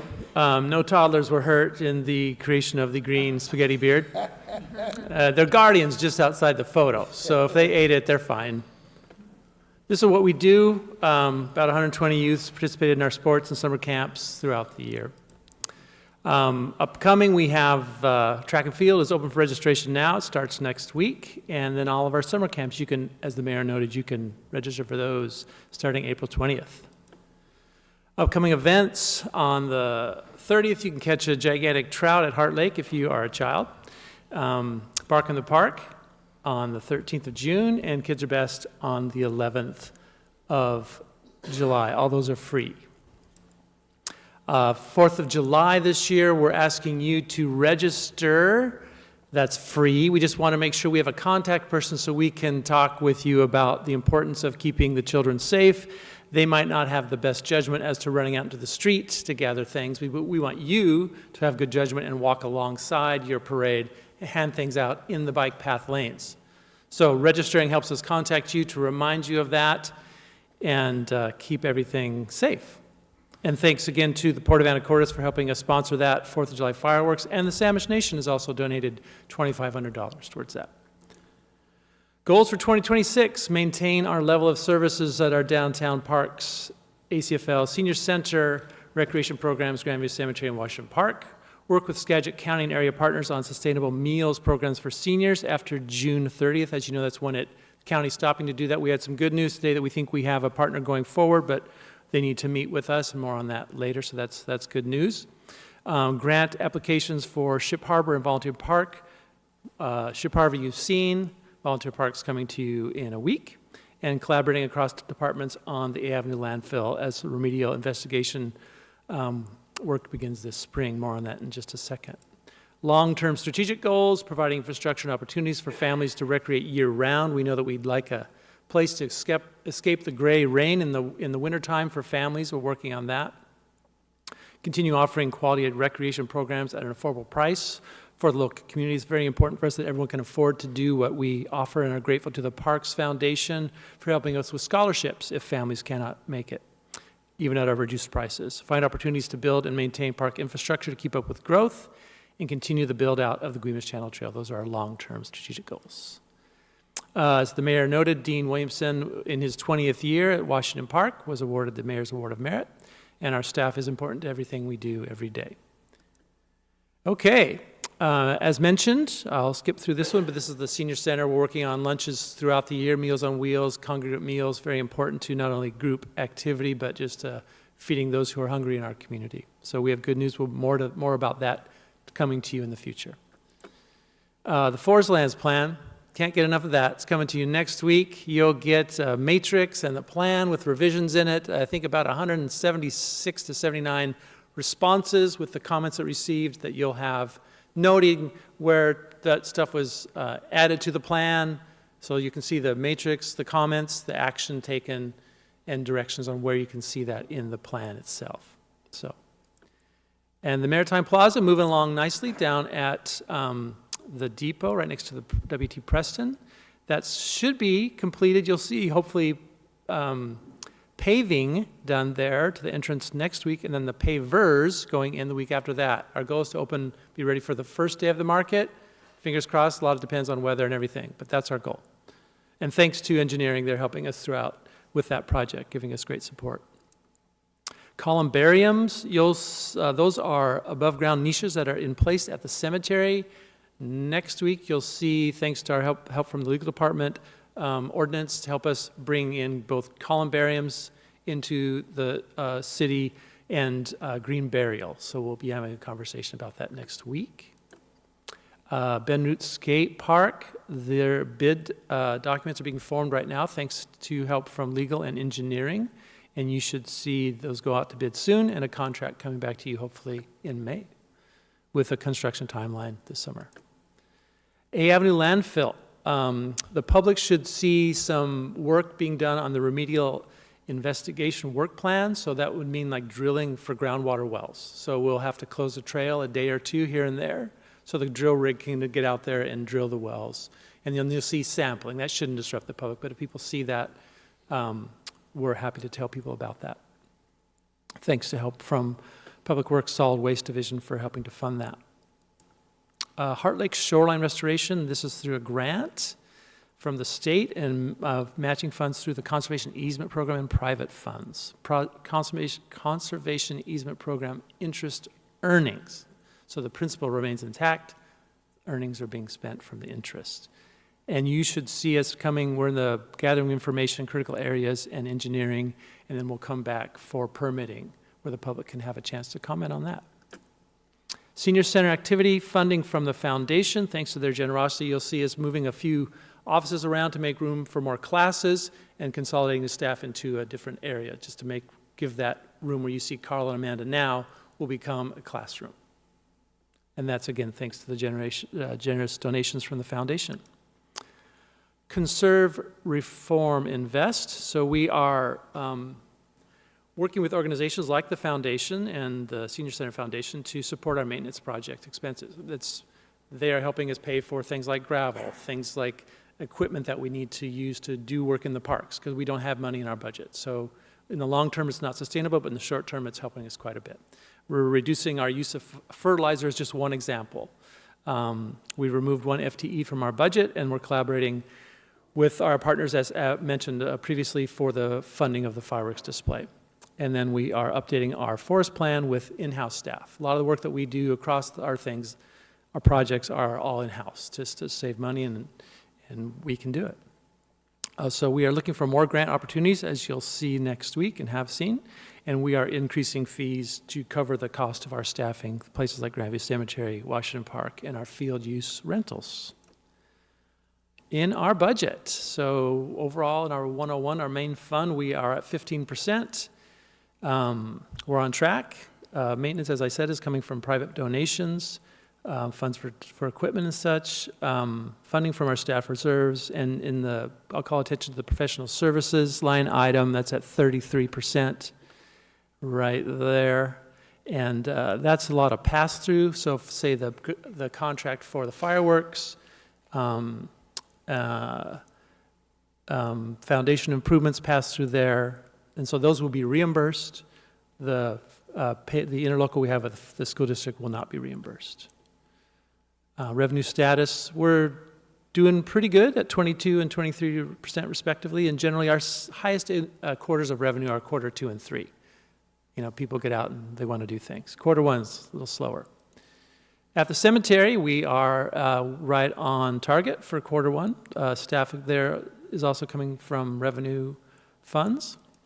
And then we are at 41% at cemetery services, thanks to the increases that we were able to do to take care of our staffing costs. That's it. One last thing. Every time I see the insurance, I see 100%, and it's sort of stunning, but that's the reason it's 100% is that we're paying at the first part of the year for the entire year. Yeah, thank you, Mr. Young. Right. Yep. We'll try to de-emphasize that in quarter 2's presentations. Yeah.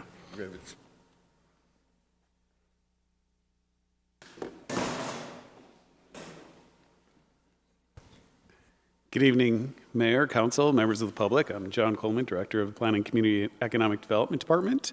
And this past year, we did some stuff, and next year we're going to do some more stuff. Do you have any questions? I know we're trying to cut time here a little. Is that too brief? Droll, very droll. Proceed with your slides. We're pretty deep into a long night, so I try to get the blood flowing a little here.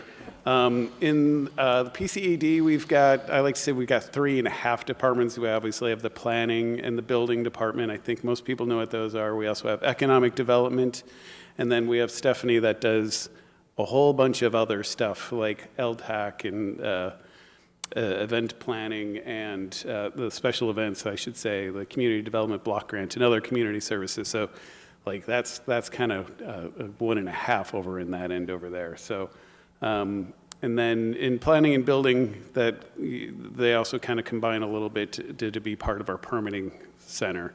And so the permitting center extends beyond even the planning and community development into public works and other departments, including fire. And the reason I bring this up is obviously there's a little bit of an emphasis on permitting right now, as you've probably heard. So that's where I'm going to kind of talk mostly about in this 9.5 minutes I have left. So we were asked, what are our vision statements and priority goals? So here you go: customer service, edu action. That's not a typo. That's education and action all rolled into one. And permitting, compliance, economic development. What have we been able to achieve so far this year? Largely, we've been working on our permitting process improvements. We have the number of permits we've received have been down, and I'm going to be talking about some of that in a bit here. But we've been working on process improvements after doing the matrix study in 2025. So we've been implementing the recommendations. That process is led by Rob Frisinger, who is our building official and kind of ad hoc ruler of the permitting department. And he's been authorized to kind of work through all the departments to keep everybody moving if he sees that there's any problems. Grace is also a big part of the permitting, the planning part of that. So they've been making updates to to our SmartGov system on our internal side, getting it all in shape and working well. And it was been a slow, drawn-out process, and it's working really well now. So they've made enough internal improvements that we're starting to work on the external improvements, such as user interface and how it looks, how it interacts with people when they submit their permits through our SmartGov portal. Right now, we're working on checklists for various permits, so it'll be very clear what people need to submit instead of just going through the steps that the software provides you. You'll have some kind of instructions to go along with that. We're also working on standard operating procedures for each permit type, so everybody in the department knows how to process each permit and whose roles who has a role in each of them and where that fits in. So some of the smaller things we've done is we've converted small permits such as re-roofs, solar, mechanical, plumbing permits to an automated approval. So when someone submits through the SmartGov portal, it actually doesn't touch any staff members. These are things that don't have plans that need to be reviewed.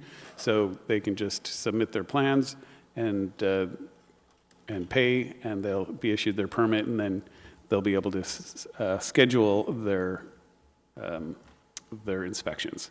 And I'd like to point out, I mentioned that permits have been down, but we've also done a lot of work and caught up, so there is not a permit backlog in our office right now.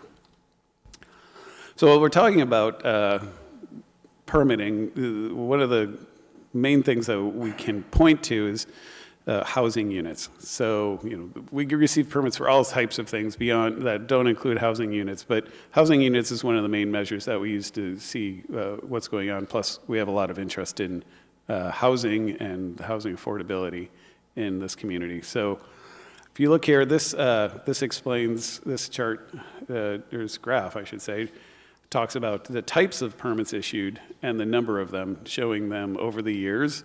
And while it doesn't show the exact number, the line on the left shows the general area. And you can see there was a high point in 21, 22, and then things have gone way down.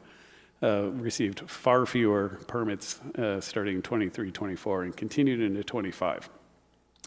And while I did not mention in that previous chart the numbers, this one does say the number of housing units that we've received. These are actual issued for all of these. It's not just permits received, it's for issued. So those are the numbers, and that looks very similar to this chart. This is spread all the way from 2006. And so this is a similar time frame in that, so those waves should look the same. John, are these orange lines just averages across that time period? And the orange line that bifurcates the page is an average. So average of roughly 79 permits per year. And we're below that currently. This compares the Anacortes housing starts compared to the Skagit County. And you can see, while there's not perfectly aligned, the general movement is the same between these two lines. This is a really interesting, this shows interest rates inverted. So where the higher the interest rate is at the bottom and the lower the interest rate, as you approach near zero, is at the top. So when you see that interest rates are high, then you'll see that permits are low.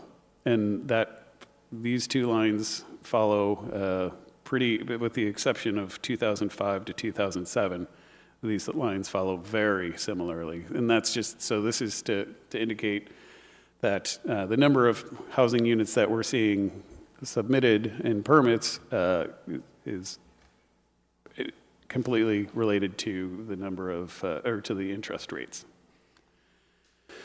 So that brings us to what are we doing in 2026? So last week, the mayor in his speech mentioned that he was issuing an executive order. That was Executive Order 2026-02, which addresses permit streamlining. I spoke to the planning committee today about that, and there's lots of, and the mayor mentioned it as well.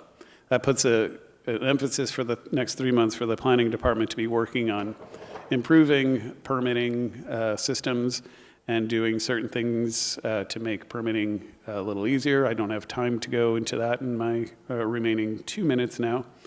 And so that's really one of the big pushes that we're having. That's going to require kind of a sprint in our department to be working on these things, which is ideal timing while we're not receiving that many residential building permits.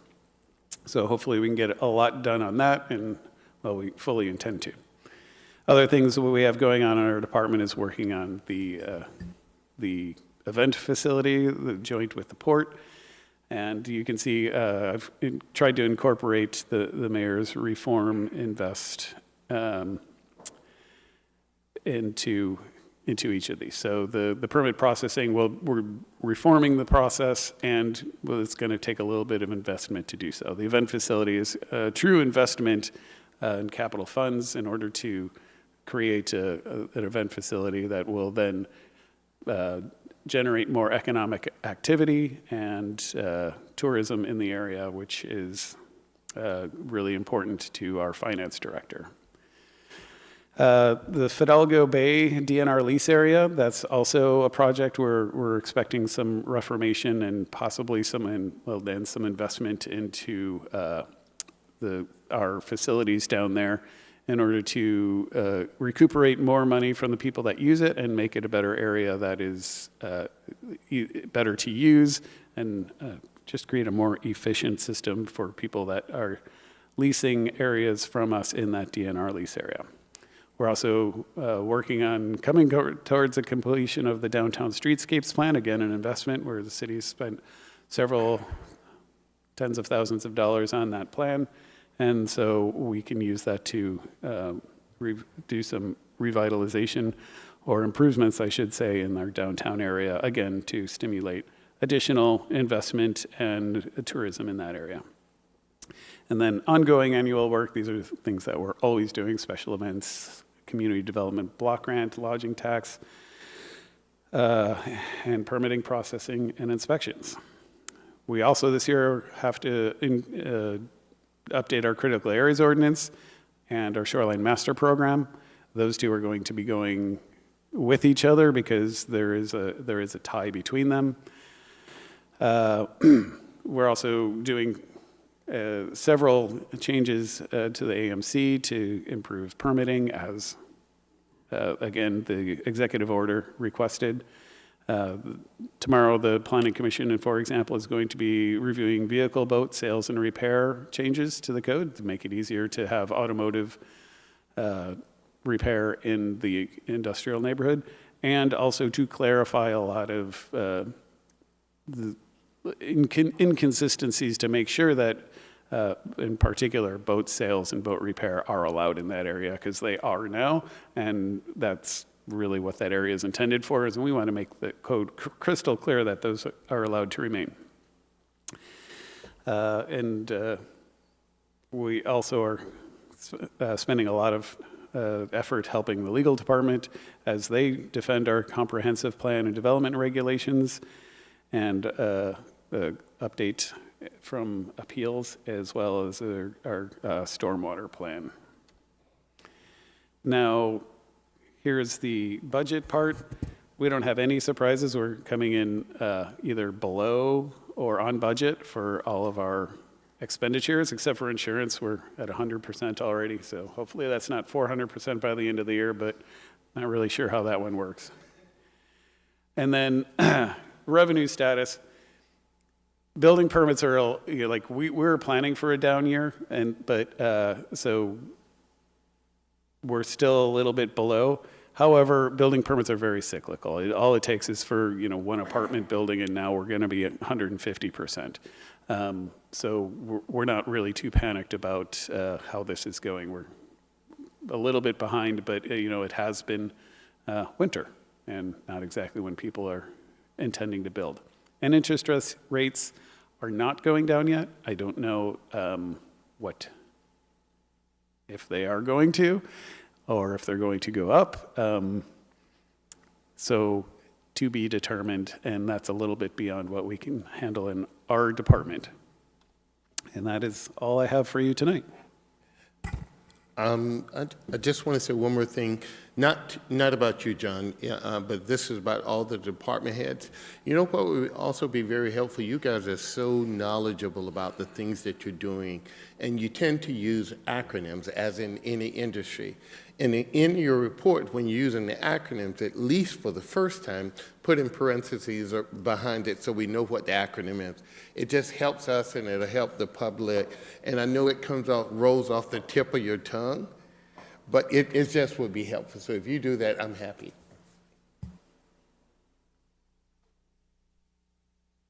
All right. Good evening. Saving the best for last. So before we get too far into Public Works, because you do have most of the slides, I guess, still left, does anybody need a break at this point?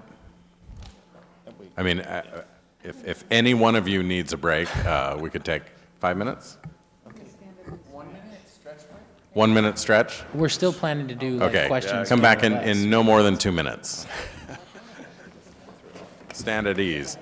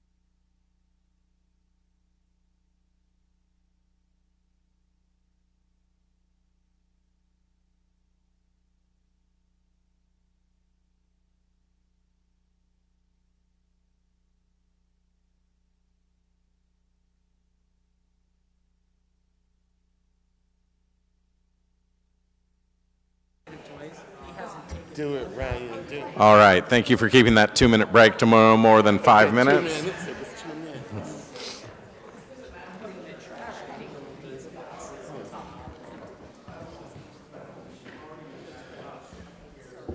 And we are back to the department that needs no introduction, the department with more than one department within it, the Public Works Department. Yeah. Glad everyone's stretched because I got a lot to go with. No, I'm just kidding. All right. Yeah, Logan Lee, Public Works Director. Happy to give you an update on what we've been doing here in Public Works. We have 10 divisions, 75 people, so I'm going to try to touch on each of them a little bit and just let you know kind of what they're doing. But first, I'll show you our department strategic goals. And of course, one of our main priorities is to preserve and enhance the reliability and resilience of all of our utilities. These are necessary services for the entire community, so being open and transparent, providing the services to them is vital, and we want to be able to be transparent with the community so that they know that they can rely on us, and we can provide water, sewer, stormwater, and solid waste services consistently throughout the year. And maybe most importantly is enhance and develop our staff, as we do have, in my opinion, like some of the most hardworking, knowledgeable people that I've ever worked with, and I feel very fortunate to represent them in this capacity. So we have a great team. Some of the ways that we kind of track our progress on those goals is through we have quite a few key metrics. Some of the highlights here of just the way we prioritize and goal, and give us a little insight on where we might need to focus more, show that we're improving over year, and just some ambitions to keep continuing to improve. So some highlights are like our fleet cost per mile. So our fleet does a really good job, our fleet division, keeping track of all the costs that go into every repair that they do, and tracking how much we are saving and how much we can improve every year. So getting into each division, starting off with maybe the most reliable division is solid waste. No news is good news. They keep doing what they're doing week in, week out. One of the ways that they are trying to adhere to the mayor's executive order is by altering the way they order some new totes, and to save on shipping fees. And it's just little ways that add up to continue to save money for our city. So the fleet has also been focusing a lot on reducing costs on regular purchases they make throughout the year. Switching to a different tire brand has saved 5 to 10%. Also, there's another method that they can do to recap front tires on garbage trucks. The garbage trucks go through their tires really quickly, and so preserving the life and cutting down costs there is a big way. And just different purchases, buying in bulk, and reducing the costs where they can. Some of the new projects that they've done, 2 new ambulances this year, just some more implementation for efficiency throughout the shop, installing vacuum cleaners and pressure washers and the like. So also within operations, we have our street, storm, and sewer maintenance crews. Some of the cool projects that they've been doing, finally ripping out some really nasty roots on our avenue. The port was really thankful that this work we were finally able to get around to it. It's been a nuisance down there on our avenue by 4th Street. They also do a ton of work. April is a month where they're really tackling sidewalk cleanup. And so you can see some of the issues that we run into around town where it gets overgrown over time, and how much of an improvement they can make really quickly. Also working with WashDOT and the school district to keep the signals for the different school features there on Oaks Avenue running, and we also adjusted the times for when they'd be flashing to more appropriately match the school hours. So also in support of the executive order, we've been really focusing on trying to keep a lot of work in-house and doing what we can to not contract out work, to not hire other people, but to do it within our own crews. And we have a really talented maintenance crew that's taking on a lot of kind of odd jobs day to day to help cut down on those costs. We also have our facilities crew that does a lot of work throughout all the city facilities, roof repairs, new lights, new carpet, more roofs on. We have stations all over the city, that need constant repairs. And so some of the stuff that they're also continuing to work on, the big one is obviously the police department HVAC system that they're putting a lot of effort into to keep that going on track so we can get our police officers some air conditioning this summer. The falconeering has continued to work, and we're excited to keep that going, as well as just some new carpet here and there, and keeping all the facilities looking nice. Again, similar to some of our other departments' facilities, is working on changing the way we order parts, bulk purchases, and also doing more work in-house. And so we have, again, we have a lot of talent in our department, and they're taking on a lot more out-of-the-box work to try to save money and to try to cut down on costs. So next, our stormwater system. They are continually working on managing the entire system's infrastructure. So a lot of inspections, yearly inspections. That we have miles and miles of pipes and structures throughout the city that they have to maintain annually. And then a big part of their job is also to maintain our municipal stormwater permit, keeping us out of trouble with ecology. So there's a lot of work in that regard, and that's kind of a good example of just all the things that they have to pay attention to. And then as well as recording all the illicit discharges. We have a very ambitious goal to cut down illicit discharges to 0 per year. It may never happen, but that's our goal. I don't know why these keep clicking forward, but Stormwater also received a $120,000 grant from Ecology this year. Then they were able to put that towards our new street sweeper, and they just continue to do public education to cut down on illicit discharges and working on some of our end of the year annual stormwater plans, which you saw in the previous week. Our engineering department focusing on all the capital projects that we have year to year. We have a very extensive capital facilities plan, and they're off to a good start this year. Some of the projects that they're working on right now, our Q Avenue pedestrian crossing just kicked off this week, or last week, sorry.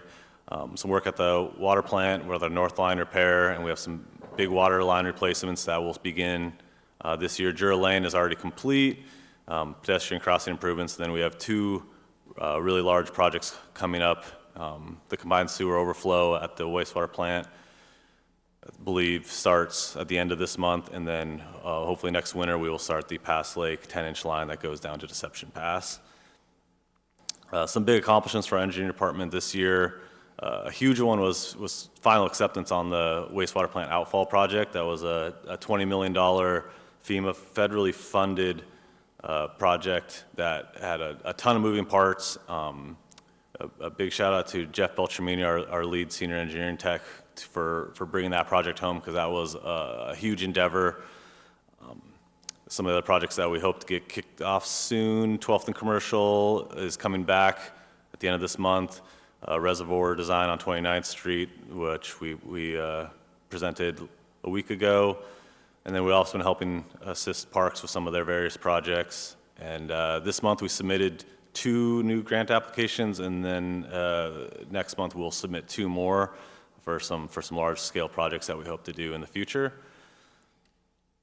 Our GIS management division keeps one of our most probably vital resources in our department running. I can't state enough how important I think our GIS and cartograph program is. It houses all the assets throughout the city, and it's vital for all of our construction projects throughout the city. It's a really useful tool for day-to-day maintenance to long-term planning. I don't know what's happening here. Wastewater plant, they work hard in every day to continue to keep that plant running. Some notable things that they've been doing are, one cool one is the annual incinerator shutdown. So for 2 weeks, they shut down the incinerator, so there's no biosolids are being handled, and it's a really well orchestrated event where they do all the maintenance on the incinerator in basically a 1-week period. So they plan for it for months to make sure that everything goes off seamlessly. In the plant's 30-year existence, that they have not had to truck out any biosolids, so they've been really successful each time they do it. The other big endeavor that the crew are working on is the biosolids alternative analysis, which we presented a few weeks back. We're hoping to get some feedback on a few surveys from council members. I won't call out any names, but a few of you haven't done your surveys yet. But that'll be another really exciting project that we get to focus on in the years to come, about how we are going, what the future of our wastewater plant is and what the future of biosolids handling is. And a great breakdown of just how versatile the crew at the wastewater plant is. They do everything from electrical work, welding, instrument technicians, and they just do it all a lot. We also take great pride in our community outreach to let people know what goes on at that plant, because I think it's a very underappreciated thing that we have some hardworking people down there who do a lot to keep the plant going, and it's something that a lot of people I think overlook, that their plumbing continues to work well. So, lastly, our water system, the water treatment plant produces 42 million gallons a year. It's a really, really impressive water plant, a really complex water plant, one of the more complex plants in the state. In the past few years, the city has put a lot of time and money into making the plant more resilient for potential climate issues, which I think really came to a head this last December when we had record level flooding on the Skagit River. So as a reminder that part of what makes the water plant really unique is that we pull water out of the river rather than out of underground reservoirs, and the river's always changing. It's right on the banks of the Skagit River, and to kind of put it in perspective, typically when the water plant pulls water out of the river, the turbidity is about a 10 on this turbidity scale, so we call it 10 NTU. And during December, during our record level flooding, it was at 1100. And so not a single time during that storm did the water plant ever have to cease operations. It continued to work efficiently throughout. And I think it's really a testament to the work that the city has done to implement just the safety features and additional work at the plant to keep it running at peak efficiency throughout what was a FEMA-rated disaster. So it's really impressive the crew there was able to keep it going and provide water throughout.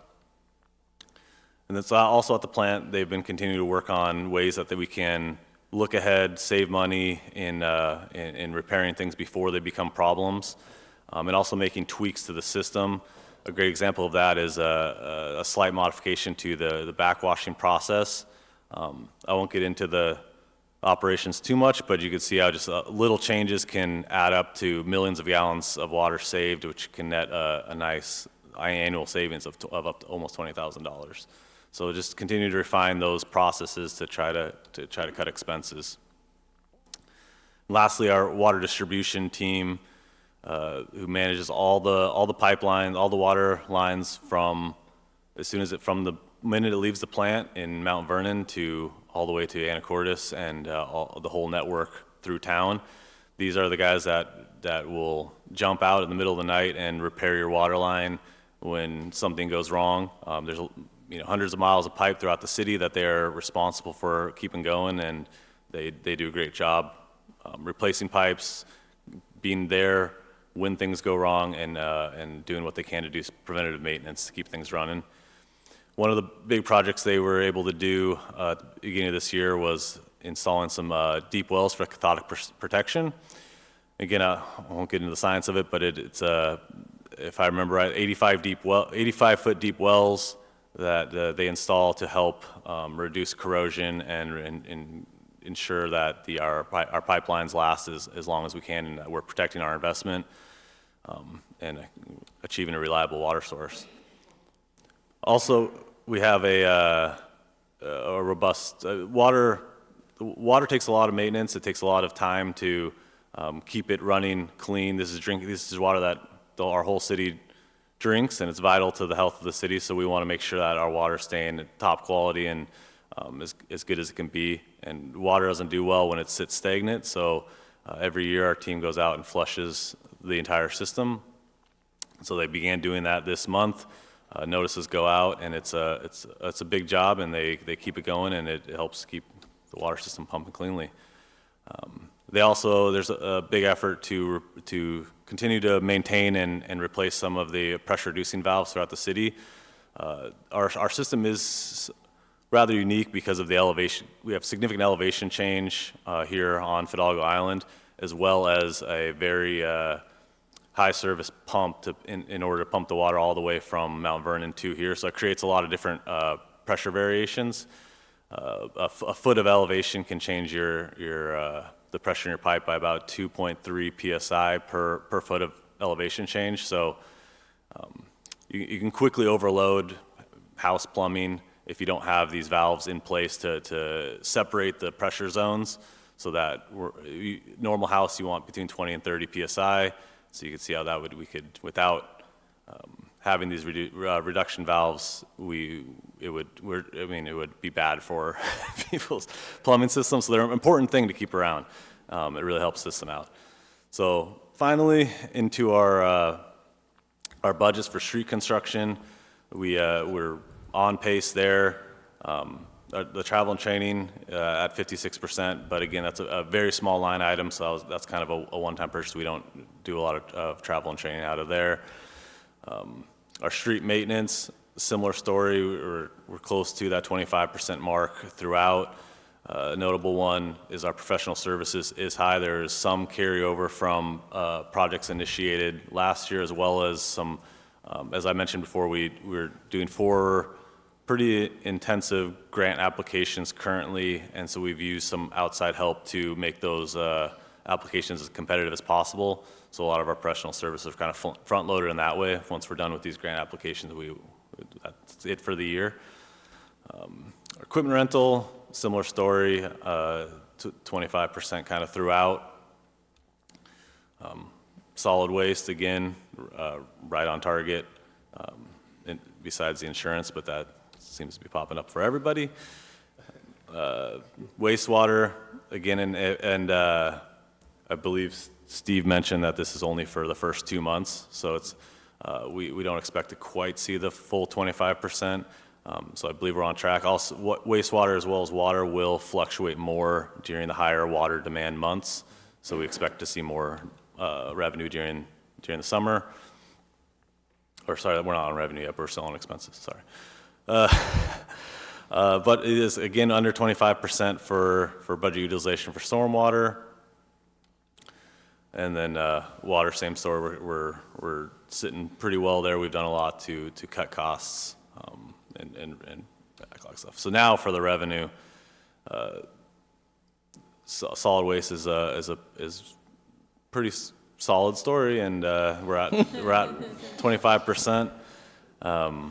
Wastewater this is kind of where I meant to mention it before, where we're a little shy of that 25%, but the higher water demand months will increase that revenue, similar to what you'll see in water.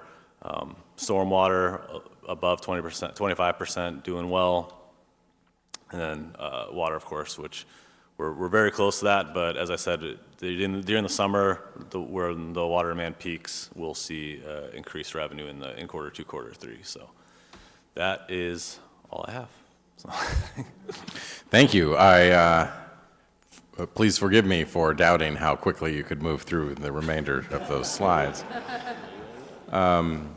All right, Council, I would propose that we group your questions together so that we can limit the amount of popping up and down at the podium that department heads might need to do. And I know Public Works already left the podium, but since that's top of mind, maybe we should do Public Works questions first. Does anybody have any Public Works questions? If so, I do. Shout them out. I just have one. So with the water, slide 162, with the water main flushing, do we know yet if there's any kind of impact, or if there are going to be any changes, because we are already expecting a drought season, low snowpack? Can they make us, does any authority have the power to tell us that we can't flush our water mains, or we? I don't think anyone would tell us not to flush our water mains. I think that if anything, the Department of Health wants to see those mains flushed. But is it? Am I speaking the right language? Our water system manager happens to be here, so. Right, I'm I'll just curious, like if, because we're expecting quite a big drought, low snowpack, if anything in the water area, specifically the mains, will be affected at all. Yeah, 10,000 cubic feet per second going down the river. Then we have to give out a warning of conservation. And then if it gets lower than 8,000 in 3 days, then we have to submit a requirement. And most likely it would hit irrigation systems and things like that. You're right, though, we would not flush. If Okay. we're asking the community, to conserve water, we're not just We're going to not waste gonna, it. and I guess that was kind of what I was leading to, is like, I'm pretty sure we're gonna be under a pretty strict conserve, so I would be interested, like, have we flushed the water mains every year last year? Did we do all of them, or are they on a schedule, or like? No, we actually just started this program. We got engineers to design what we actually needed to do, where we needed to pull the water from, how many feet per second we needed to run through the pipes. And we've kind of got a good game plan now. And with the tools and the extra staffing that we got, we can actually do a lot more focus on this UDF, unidirectional flushing is what they call it. Okay, great, thank you. Yeah. Mayor Walters. I know I don't have to No, ask, go but I have ahead. one more question, Go so ahead. you might want to come back.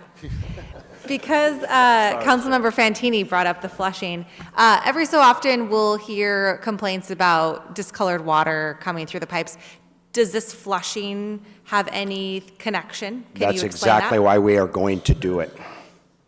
Yes, because we've got a slight iron manganese and then a little bit of alum in the pipes that kind of coats the pipes. And the engineers had determined that 3 feet per second will scour the pipes enough to get the majority of it out of there. Okay. And then, we haven't done it in the past because we just haven't really known what the substance was. that's helpful. And then should we be reminding, if we hear members of the public mention Complain that? about it or something? Yeah. Yeah. What should they do? Just run their water? Is that going to happen for a period of time as the flushing is Yeah, so occurring? we're going to be putting the signs up. Okay. And we're going to be notifying the neighborhoods, not door to door typically, but in the neighborhood on the streets. And then if they see us out there flushing, what we ask them to do, if they call in with a water quality complaint, then what we'll ask them to do is just run their cold water in their tub, because it doesn't have a little aerator screen on it, so it won't get plugged. So in their tub, biggest drain, and cold water only, and it usually takes less than a minute. And it'll flush just their little 1-inch line that goes to their house, their service line to the house. Is that a problem if you're not actively using water at the time of flushing, though? No, it's not. So it's not going to affect everybody most of That's the time? correct, yeah. Only if you're pulling at the time. Yeah, Mayor Walters, this has been absolutely fantastic in the information we've gotten from each of the departments. I love it. I've been informed there are a plethora probably of questions that we all have for each of the departments. I would suggest to our beloved, wonderful mayor that maybe next time we split this into two, such that we have more time to dig a little deeper, because I think at the end of the day, what you guys have put forward have been a cut above. It also allows for us as council to be able to articulate to the public the work that we're doing as a city to not only save money, but the steps that we're taking to make life better. So I would love this, and just suggest that we do a little less next time. Okay, thank you. I was going to ask for your feedback in your one-on-ones, but I'll wait. any other questions for Public Works, though? Jump in if you... I'd like to talk about, oh, sorry, go ahead. Sorry, Carolyn. This informal setting is. Okay, maybe you should ask permission to speak. You go ahead. All right, I'm just going to say, just a shout out. I think it's obvious, police, fire, people that come to mind that are, day-to-day heroes, but I think you make a really good point. There's a lot of unsung heroes on your teams that keep things going day to day. And I mentioned at another meeting recently, Marcia and I took a couple tours at the waste treatment facility and the water treatment plant. I'm just blown away. And just not only by what's accomplished there, but I think you highlighted a lot of the versatility of the team members and what they're willing to do, and they took a lot of pride in sharing that and showing that. And I just walked away from those two experiences and was just super proud of the city and the Public Works Department. And that's just a small segment of it, but you represent a great group there. And I thought you highlighted that part great because, yeah, might not be the flashiest thing to talk about, but yeah, when things aren't working, my God, I think that would be, we'd get more calls on any other issue almost, so thank you. Yeah, both our plants are amazing. We have great crews there, and if you haven't, I think everyone up there has, but if you haven't, it's definitely a tour worth doing at both plants, so. I'm just going to tag on to that a little bit and say the creativity and the resourcefulness of staff all the way around in all the departments and saving money and just being creative and resourceful is really exciting to see the results of everyone pulling together and like stepping up in a really awesome way. So thanks to everyone. And I just wanted to call out the fleet optimization. And in general, that just looks great to me because that's something that we've talked about for a long time in many different venues. And that's something that I hear about from constituents as well. So at some point, not tonight, I wouldn't mind having like even a little more information about what's been done there, because what I see on slide number 136 is great, and I would just love more details about that as well at some point. So I just also want to just say again, thanks to everyone for all the work you put into this and all the work you do every single day. And so in the next month, we're planning a presentation to council on the findings of that analysis, the fleet optimization. And department heads, feel free to key the slide number and hit enter when council members bring it up. Anything else for Public Works? No? All right. Shall we go in reverse alphabetical order? Anything else for planning? Oh, go ahead. Go ahead. I mean, you have a mic there too, but my question is, first of all, I'm very excited about all of the changes, the executive order, the push, the 90-day push. I think it's all great. I do have a question about, we didn't see any baseline numbers. Like, for instance, and I'm not expecting you to give those to me right now because it's off the cuff, but what I would be curious to see as we're changing the permitting process and growing it is like, where are we at right now? Like or where have we been at the past year? Like if someone comes in and they want a single family residence permit, right? What's the baseline number for that? Is that turning around in 21 days, 24 days, 27 days? Again, you don't have to, I would, since we're doing such a push for improvement, it would be good to know where we're starting to see how well we improved. Do we have anything like that? So it's yes and no. The data is not good, meaning like it's not very clean because as we've been making improvements to the SmartGov system, it used to be just like how long did a permit take? And then we've been refining it to how long is it? We've got to the point now we're tracking very regularly and accurately how long is it, in permitting's hands versus, then we sent out a review letter saying, please submit additional information. Then how long is it in the applicant's hands before they return it to us? We didn't have good tracking of that as the system wasn't implemented, but now we're getting much better numbers. So while we can get you numbers, whenever we look at it, we end up going, well, that doesn't seem right, and we go back through and we're like, yeah, it looks like somebody didn't, it didn't look like the number, that time was tracked properly in those older permits. So, but you feel like going forward, we're going to have kind of an idea of how long they're each? I think we're at the point where now we're able to create a baseline. Okay. And with the permit timeline ordinance that you passed a couple weeks ago, we'll also need that going forward. Great. Thank you. That's all I had. Anybody else with planning questions? No? How about parks questions? Quick question for parks. No, you don't. It's just really about, I noticed that now we're having people to register for the parade. What slide number, Ms. Chiang? Okay, that was slide number blah, blah, blah, blah, blah. Okay, you got it done. But yeah, just the idea that people used to be able to just walk up and be in the parade. We no longer are doing that.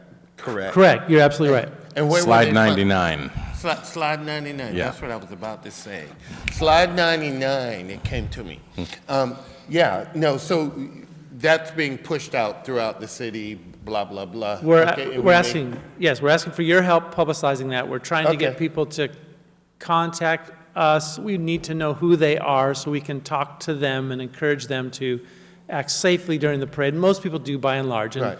just, again, walk down Right. the bike paths with Right. their Yeah. gifts to the community. Okay. And then asking parents to help us, give some candy to children, they're going to want to run and get it. So Right. just give it to them at the source, that's what we're asking for. And that just helps us talk to people about that. Yeah, I think it's a wonderful thing. Yeah, I mean, thank you yeah, for pointing that okay. out. That helps Thank us you. quite a bit. And it's free, just sign up as free. Okay. Yes, my suggestion that we charge a $100 fee was rejected. Okay, yeah. Maybe just but a political the parade candidates? keeps getting bigger and bigger, Yeah. so it is pretty important to keep track. And we have people from outside the city that participate in the parade who may not be familiar with it. Mr. Fantini, I spoke over you. No, that's okay. I was just going to say maybe we don't charge for everybody, but maybe we charge for political candidates. Okay, there could be some First Amendment problems with that, but thank you for the suggestion. There you go. Parks, any other parks questions?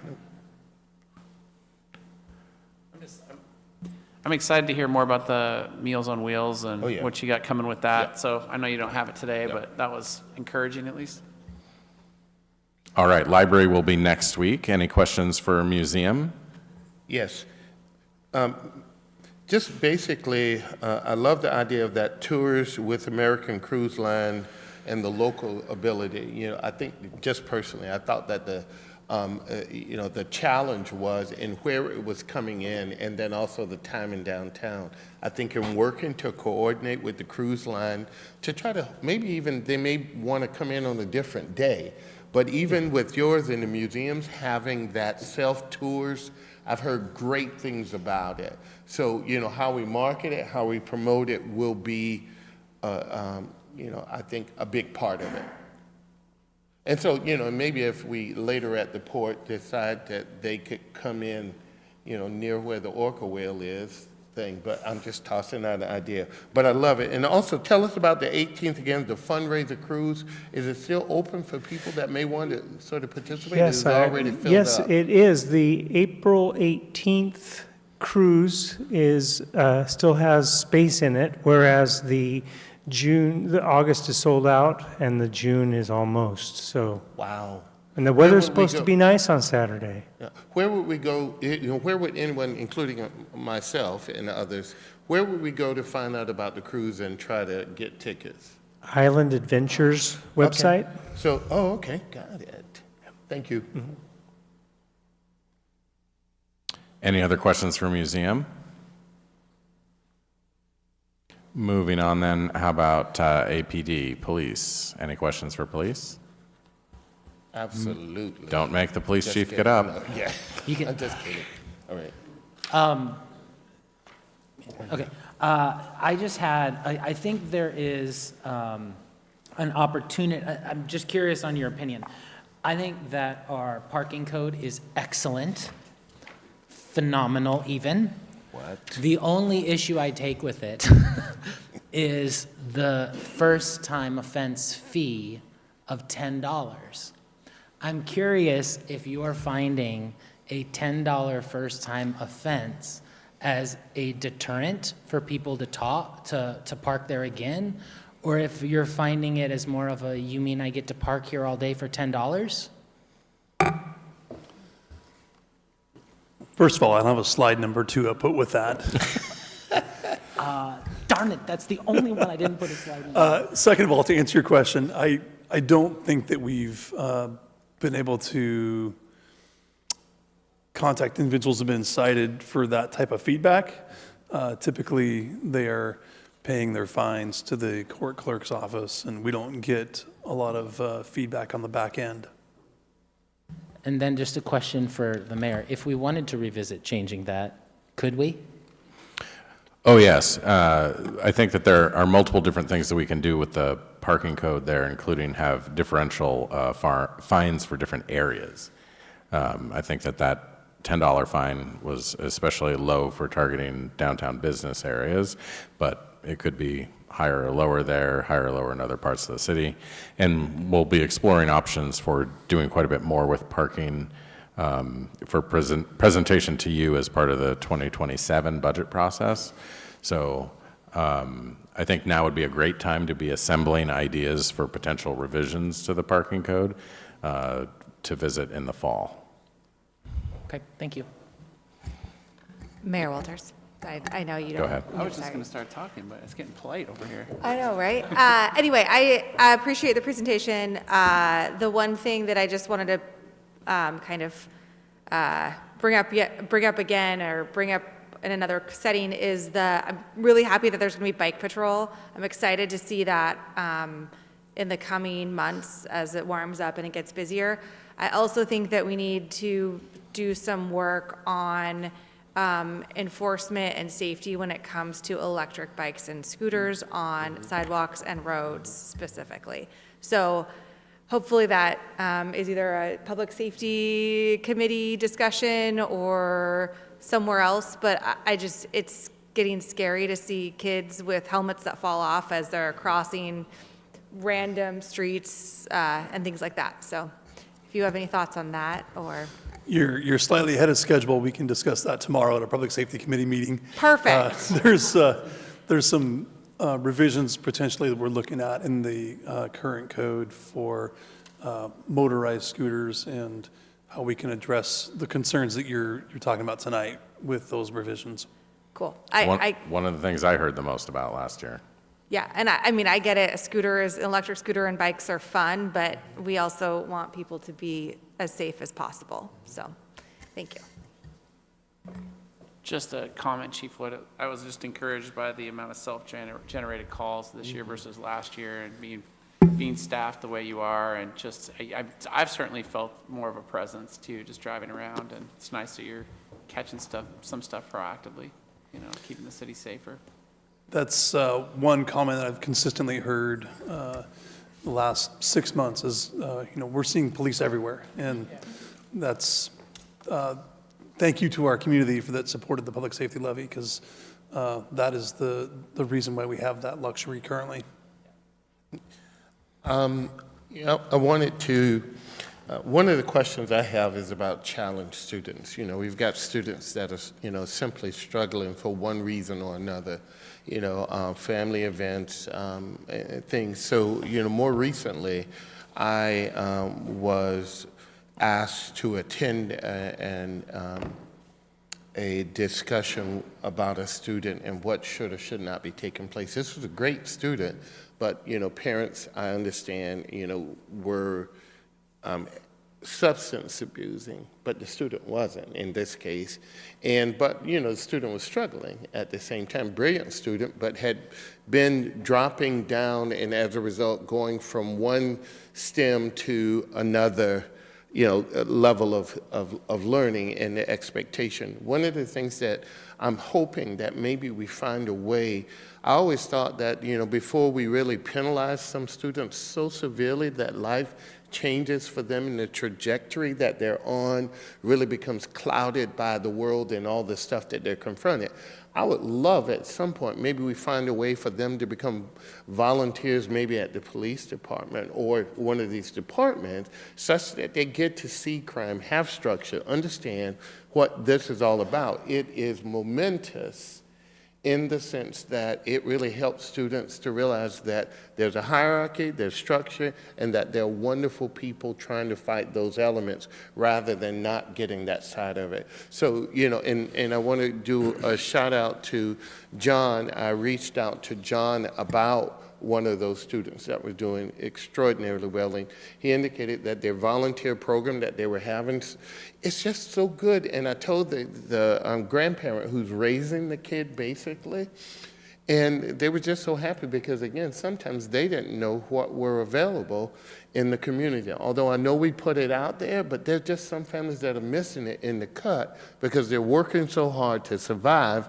they don't have that time. So what I'm encouraging and what I appreciate is that, maybe that may be part of some type of whatever, even a ride on the scene.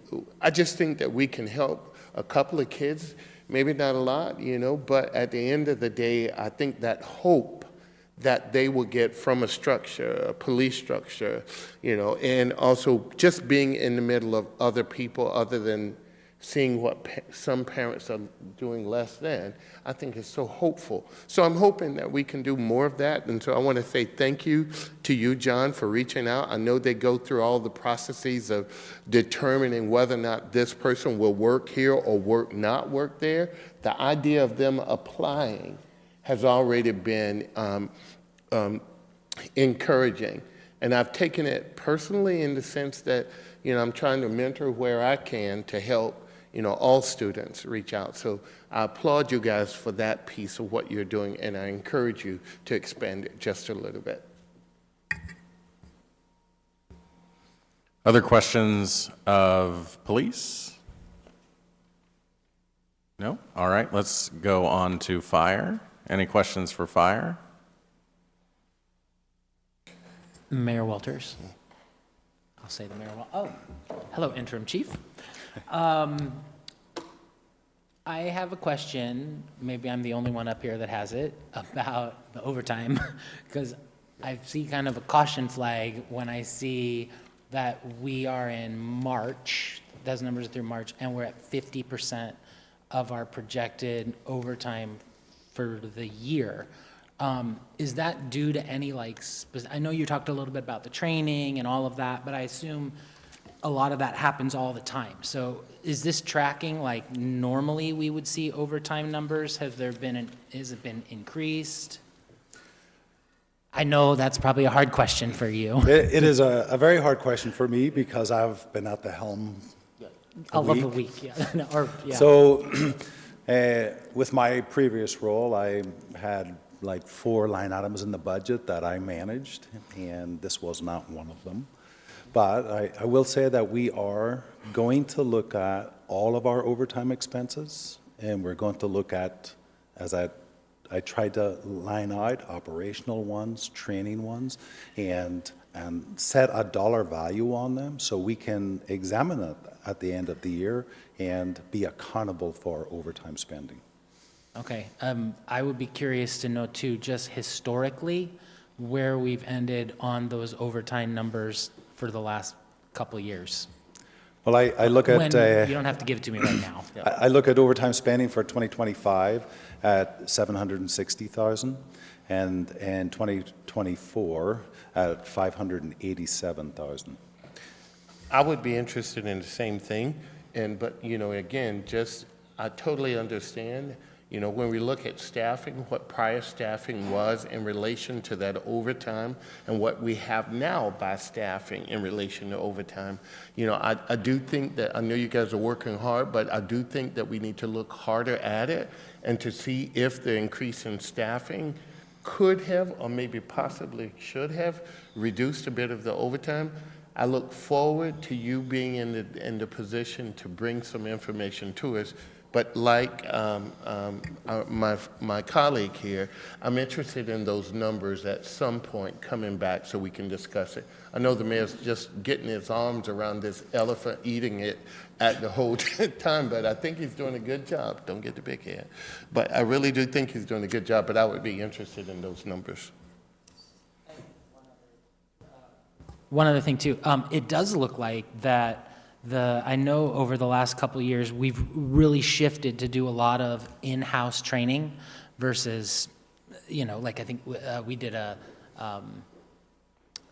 where we had 8 firefighters go through training here in Anacortes, and it looks like we're definitely saving some money on that strategy. So that is really good to see.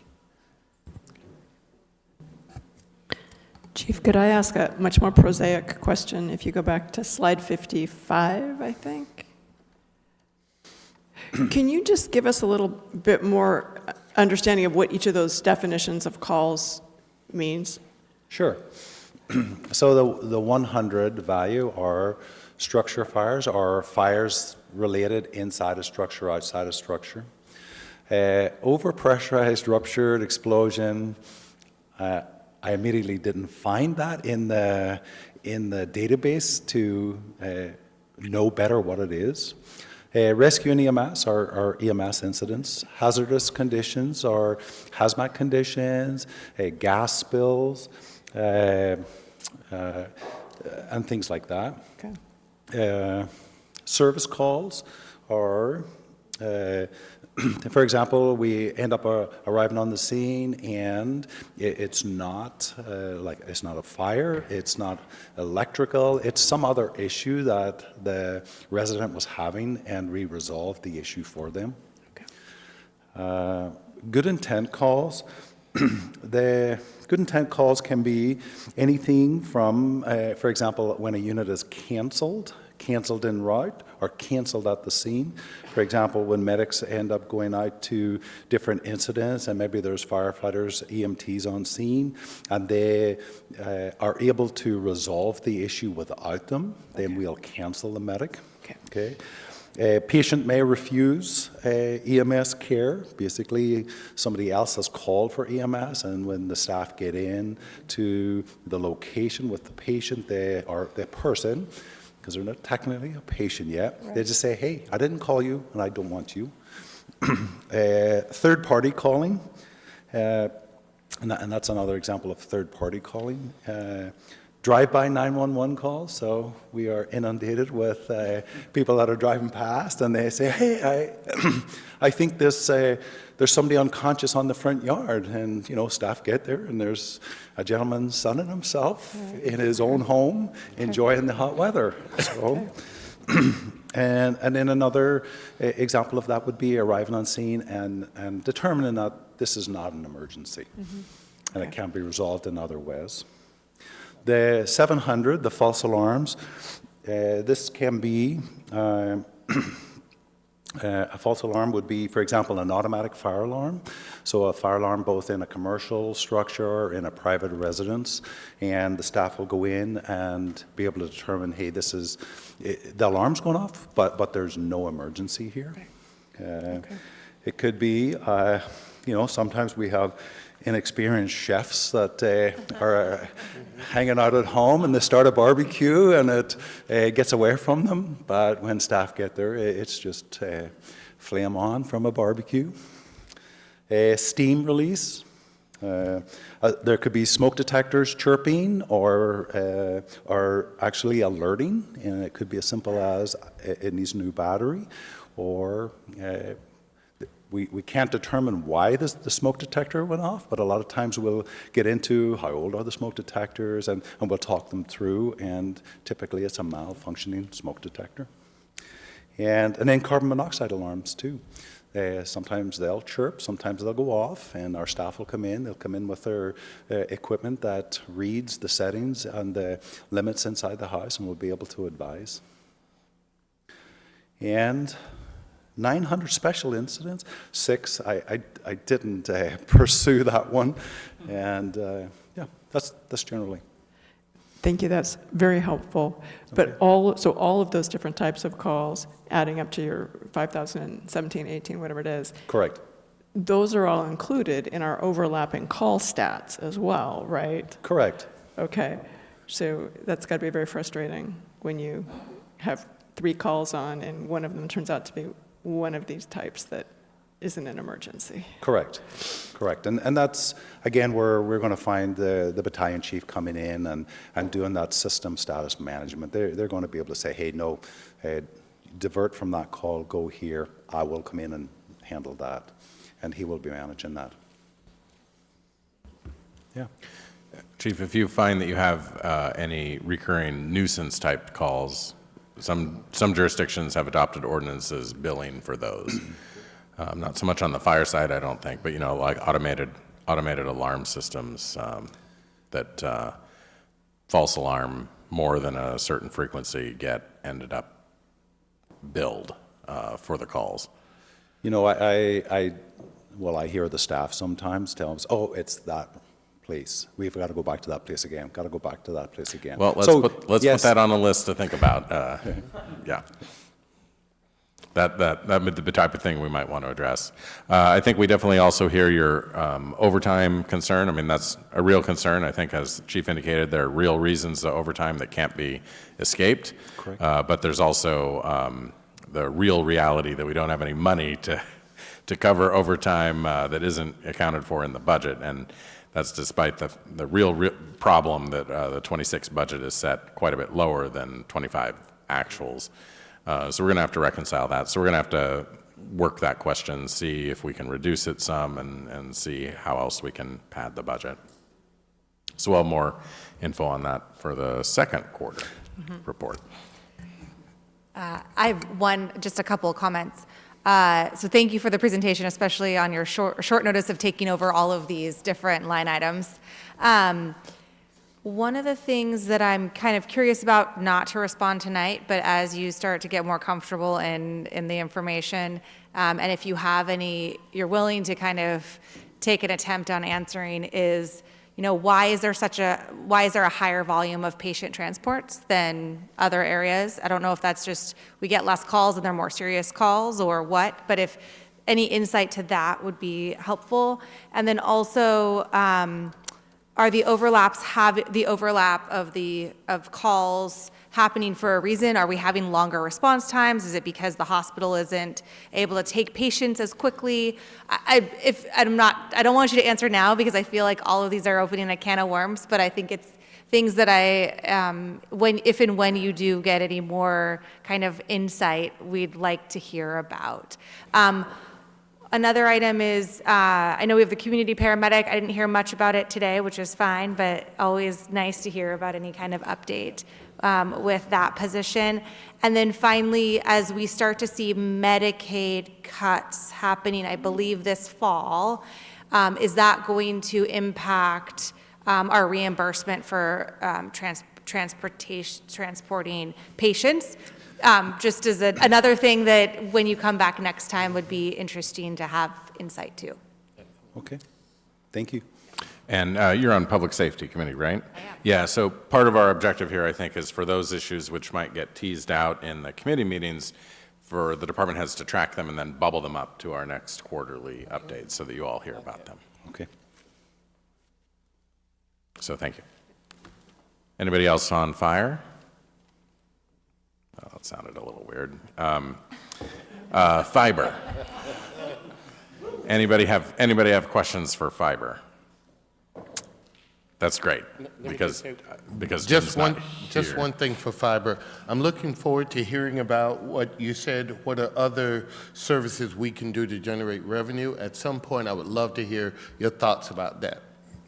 And they're still brainstorming, so yeah, that might be a little while. Yeah, yeah. IT, please, no questions on IT. Legal. Yeah. Darcy, I just want to say thank you for all the stuff you're doing in-house. It does seem like the amount of work that your department's taking on is a lot, and looks like I'm just impressed by that. I totally agree. I mean, just in the 8 years I've been on council, the many things that you've saved us from ourselves, or even the wisdom of where not to tread, because, these are the things that may happen as a result of that. The only thing that I would, this is sort of for you and the mayor. I know you guys, we've talked interdepartmentally about grants and opportunity. The biggest thing that I think is a challenge ahead, and the mayor and I have talked about this before, is also trying to find other grant resources. And sometimes that's limited in the sense that each of the department heads are already full, already got things happening, already trying to manage this beast of good beast. And so, I think that pushing forward, finding other avenues of finding out about grants to make it happen would be profitable by the investment. Thank you. And to Mr. Kerr's point, especially about land use appeals, and to Mr. Coleman's point in his presentation, I feel like there's almost not a day that goes by that we're not touching a land use appeal in some way. So if you sense some frustration from us about that, that's part of the reason why. Any other questions for legal? Any questions for HR? Yes. One quick thing. I know, Kendall, we spoke once about the move to reach beyond the normal methods to make sure that we're approaching, a diverse group of talented people that we want to recruit. And what I appreciate about what you've done when I was on the Personnel Committee is that we talked about it. I knew you were implementing as much as possible as you were moving forward. So I want to say thank you for that, but I'm also looking to continue that, the idea of reaching to these other departments at, at other universities too, just to make sure that, again, we are approaching our world as our world is changing. And also, our city is really stellar in the sense of the diverse group of people come. And, I think one of the things that I try to do, as well as all of my council members, is to try to make sure that when anybody comes to our city, that they know that they're welcome, that they know that they're welcome to spend their money with us, and that we, if you're good, we'll keep you here. If not, the chief will deal with you. Okay, that's a little bit of a joke, but you know what I'm speaking to. Yes, I do. Yes. Thank you. Okay, so I guess that wasn't a question, but, It slightly was. okay. Any other questions for HR? Not a question, but I did want to thank you for emphasizing and continuing to work on staff retention, because I think, as we've discussed from every department here, our people are our greatest assets. They are fantastic, and we want to keep them and develop them. So thank you for making that a priority. Yes. We're making sure HR is resources for humans, not just treating humans as resources, which is not the tagline that Kendall adopted for her department. But we are also very dedicated to adding staff to the HR department, which council has already authorized, except contingent on that contract that we weren't able to terminate. So that is on the horizon as soon as we can find the money to cover that. Sounds like no other questions for HR? Okay, we're back to the beginning, finance. And finance will also be here next week, although it will be Rhonda instead of Steve to provide the first quarter revenue and expense report. So any questions for Steve, though, at this point about his presentation about the work of his department? I have two questions, two things, Mr. Walters. One thing is, and this may not be appropriate to say right here, right now, but it's all good intending. All right, have we ever considered I know water rates that we are charging, and I'm not speaking directly about what we are charging our, the citizenry. What I'm trying to address are the water rates, wholesale water rates, corporate water rates. I think that the pain that we're all under, meaning from the standpoint of rising costs, the globe over right now, have we ever thought about raising that just the tiniest bit? They wouldn't even feel it, but it would also help us with, where we can use those dollars, that's appropriate. That's just one thing, and I know we're talking about it, but you don't really have to give an answer. And the second thing I think it might be worth answering, though. Okay, good. So Thank do you want to let him do that one, then come All right. back? Yeah. Thank you. Okay, go ahead. Sure, yeah, and it's a good question. So just as so we have several segments within our water system we've talked about. And as far as, so we have a refinery system, regional system. So the regional customers are wholesale customers, and the city of Anacortes is one of those wholesale customers. So we as a city pay the same rate as the refineries, Oak Harbor, and then within our city rates, then we charge that additional amount that we need to maintain our in-city system. And we look at that on an ongoing basis. We cannot make money on the system. It's has to pay its own way, but we can't collect excess funds. And once those funds are collected into the water fund, it has to be used within that water fund system. Okay. So you're saying, we are looking at it, have been looking at it, and so whatever can be done will be done But, you know, I also want to say to you how much I appreciate what you do. You do an extraordinary job. Being conservative financially is everything at this point, and you've led that way for us, so thank you. Last question I have is that sometimes, you know, we've got businesses that want to come here to Anacortes. One of the things is hotel occupancy. That's been a big discussion. Obviously, some of my constituents have reached out to me about, and how we don't necessarily have the data associated with how many rooms, you know, vacancy rates. I know we're getting LTAX dollars, and I was speaking about it to a dear friend. It seems she's a technical wonk. And so at the end of the day, you know, if we have other hotels that want to come, you know, that data that they want to know, we really don't have, and it makes it a little difficult because it's a leap into the dark. I think she was suggesting that there was a way we might reverse engineer the dollars that we're getting for, you know, LTAC, and put, you know, there's a way we could reverse engineer and just sort of come up with a reasonable guesstimate, which we could apply to other hotels once to come. Because when we have events here, the hotels are all gone, and people are having to stay everywhere else. And, you know, I know that's both a good and a bad problem, but at the end of the day, having a better balance. So one of the things that I'm hoping we can figure out is sort of having a guesstimate of, you know, how many rooms are occupied, how they're not, and then it'll help us on the stratus of cost. You know, you got higher end and lower end. Does that make sense? Sure, you bet. Thank you. Yeah. So I think we might be able to do that. However, would we be able to then share that data? Because wouldn't it be based on proprietary information? I mean, maybe it may in not be aggregate. specific. You know, we could have numbers associated with different ones, but so there's no, it's almost like HIPAA data in the sense that we don't want to identify which hotel you're, but what I'm hoping our goal is to find out during these times that there's a bigger vacancy that we have, or they're filled up. We got a 1%, 2% vacancy. So when we speak to another potential hotelier, like the port's trying to consider one, there are other people trying to consider, that we can say, look, this is this is the information we have. I'm not sure we have that now, and from what I understood, and I could be wrong, from what I understand, that there are hoteliers that considered coming, but the issue was for them, they had no clue as to what we were specifically doing here in Anacortes and what that vacancy rate was. And so, you know, we wouldn't tell the business of, you know, the Majestic or any of the others. What we could just show is that there's a hole here for these events.